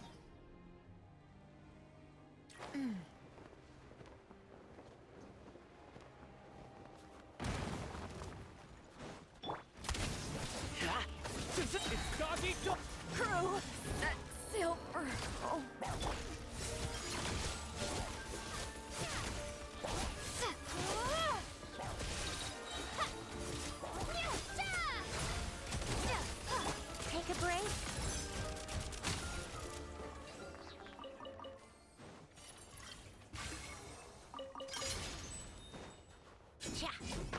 Cha! So,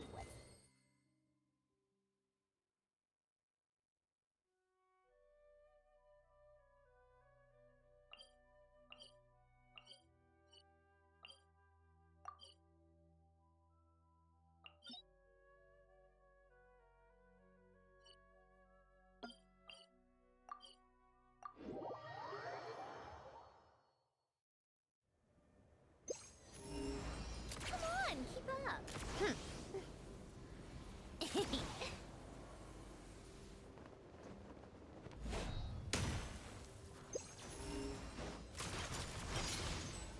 Pick up the pace.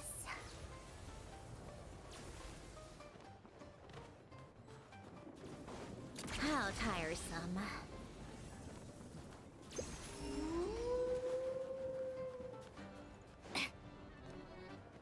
Take a break?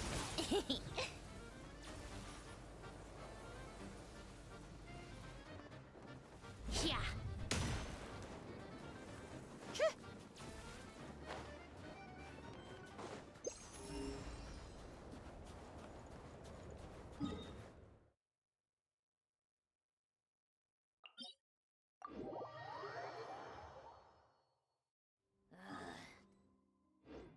Time for more snow damselettes.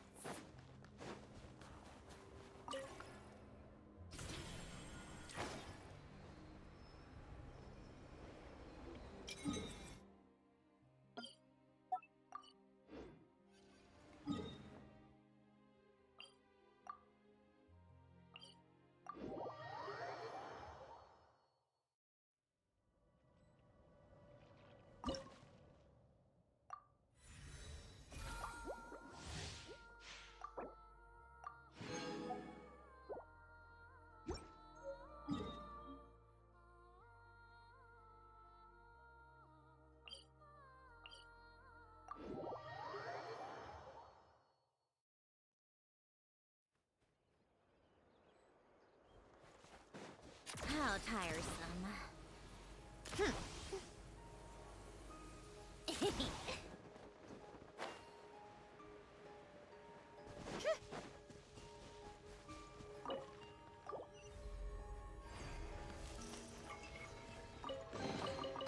Certainly went out of your way for this, didn't you?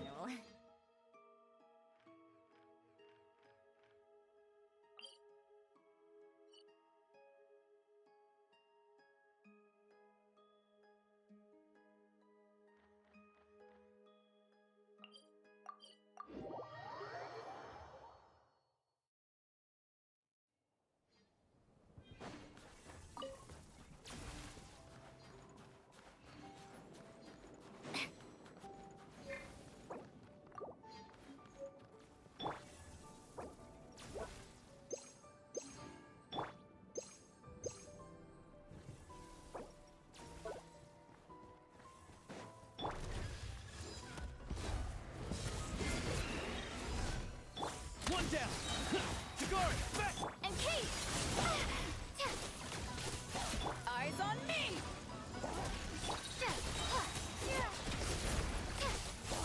A fighting frog!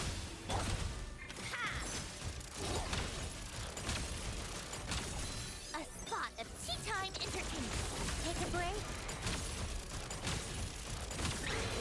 Dog eat dog! Good!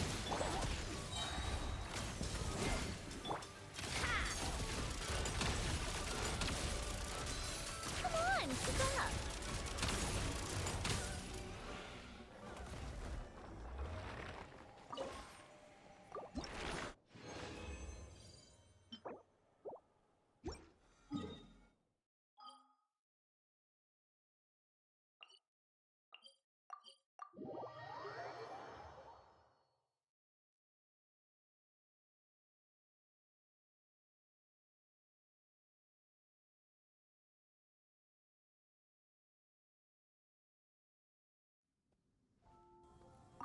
This rep.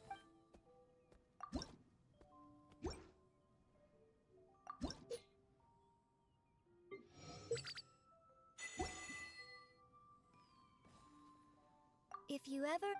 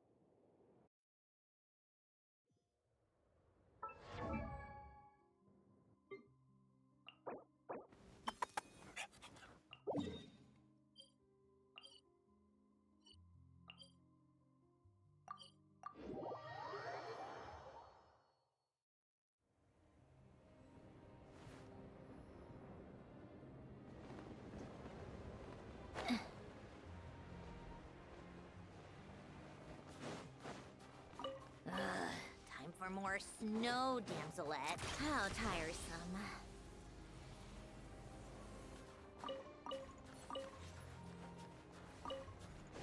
Take a break? Pick up the pace. Yeah.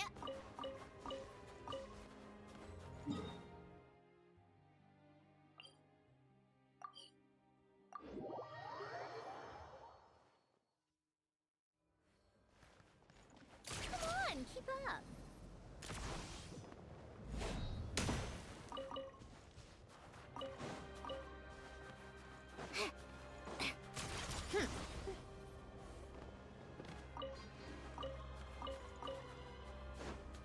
Take a break, pick up the pace.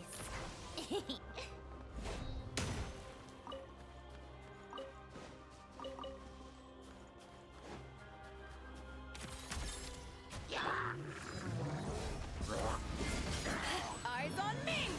Boomba! Sigori, best! Firestorm!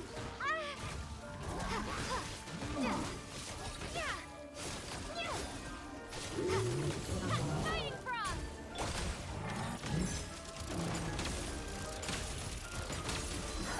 What a joke!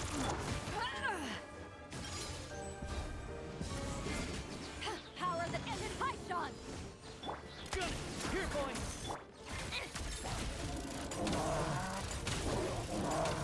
How tiresome.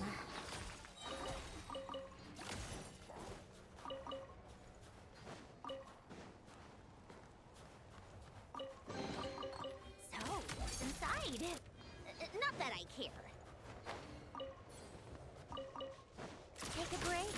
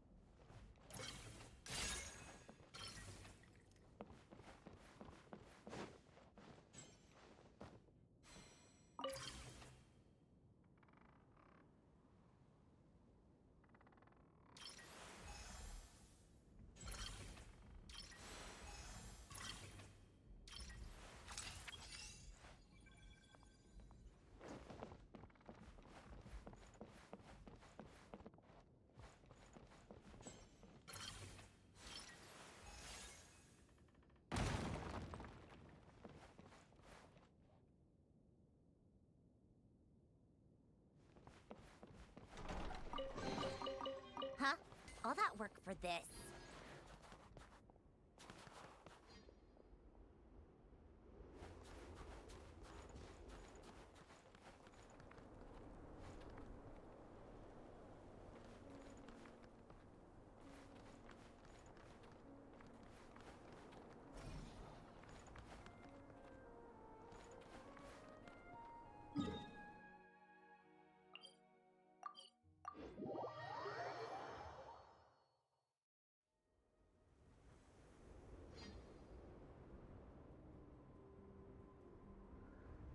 It's about time we threw another tea party, don't you think? Come on, keep up. Pick up the pace.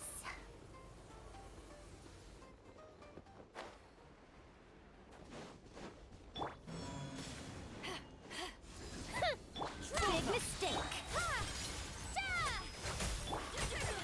Take my arrows. Take a break. Certainly went out of your way for this, didn't you? It's all yours.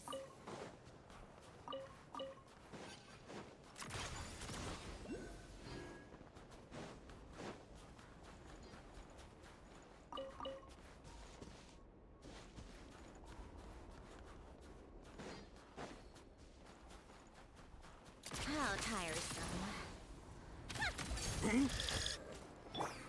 It's dog eat dog! Come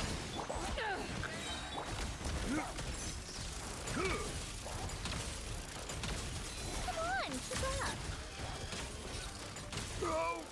Take a break. Huh? All that work for this.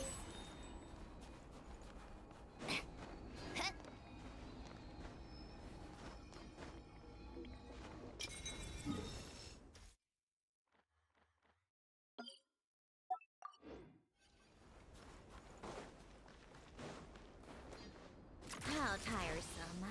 Pick up the pace.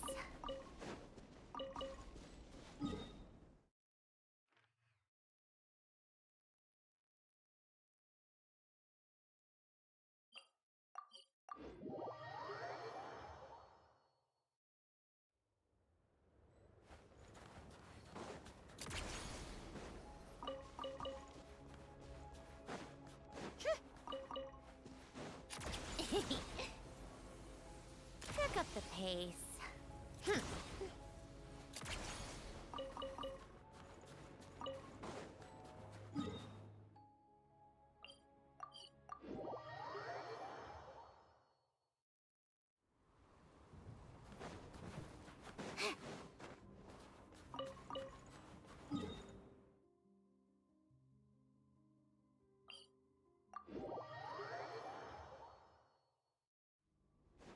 Take a break.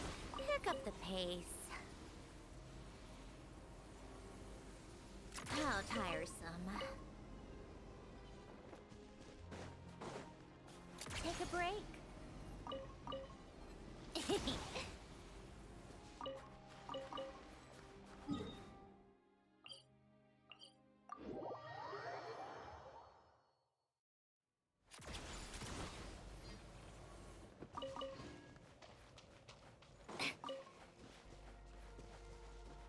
How tiresome.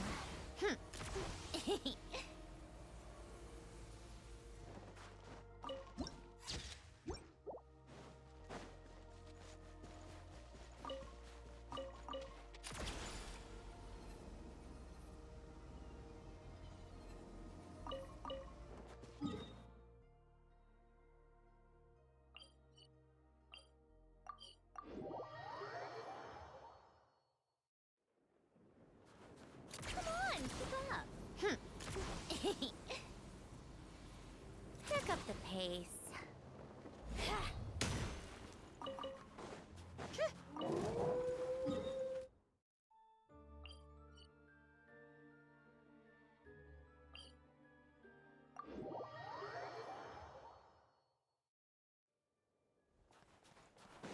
How tiresome.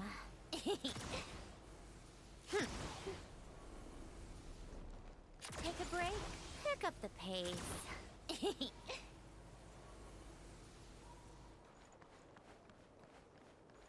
How tiresome. the pace. Take a break.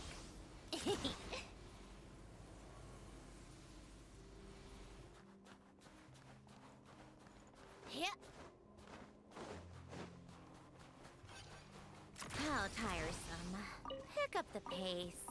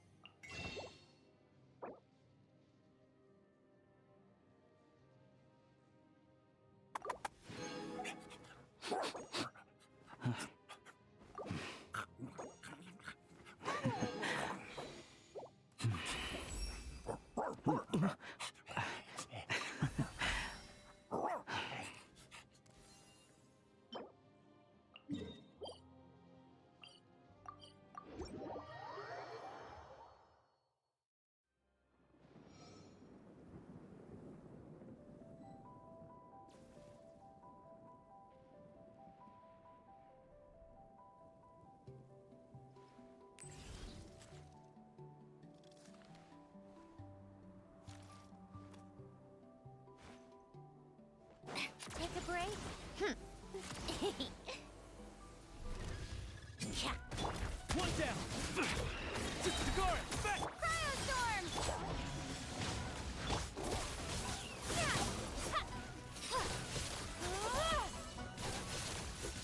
Yeah! Condense!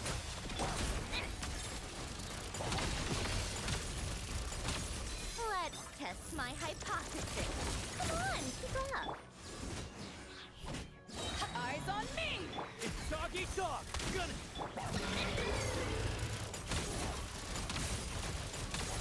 Take a break?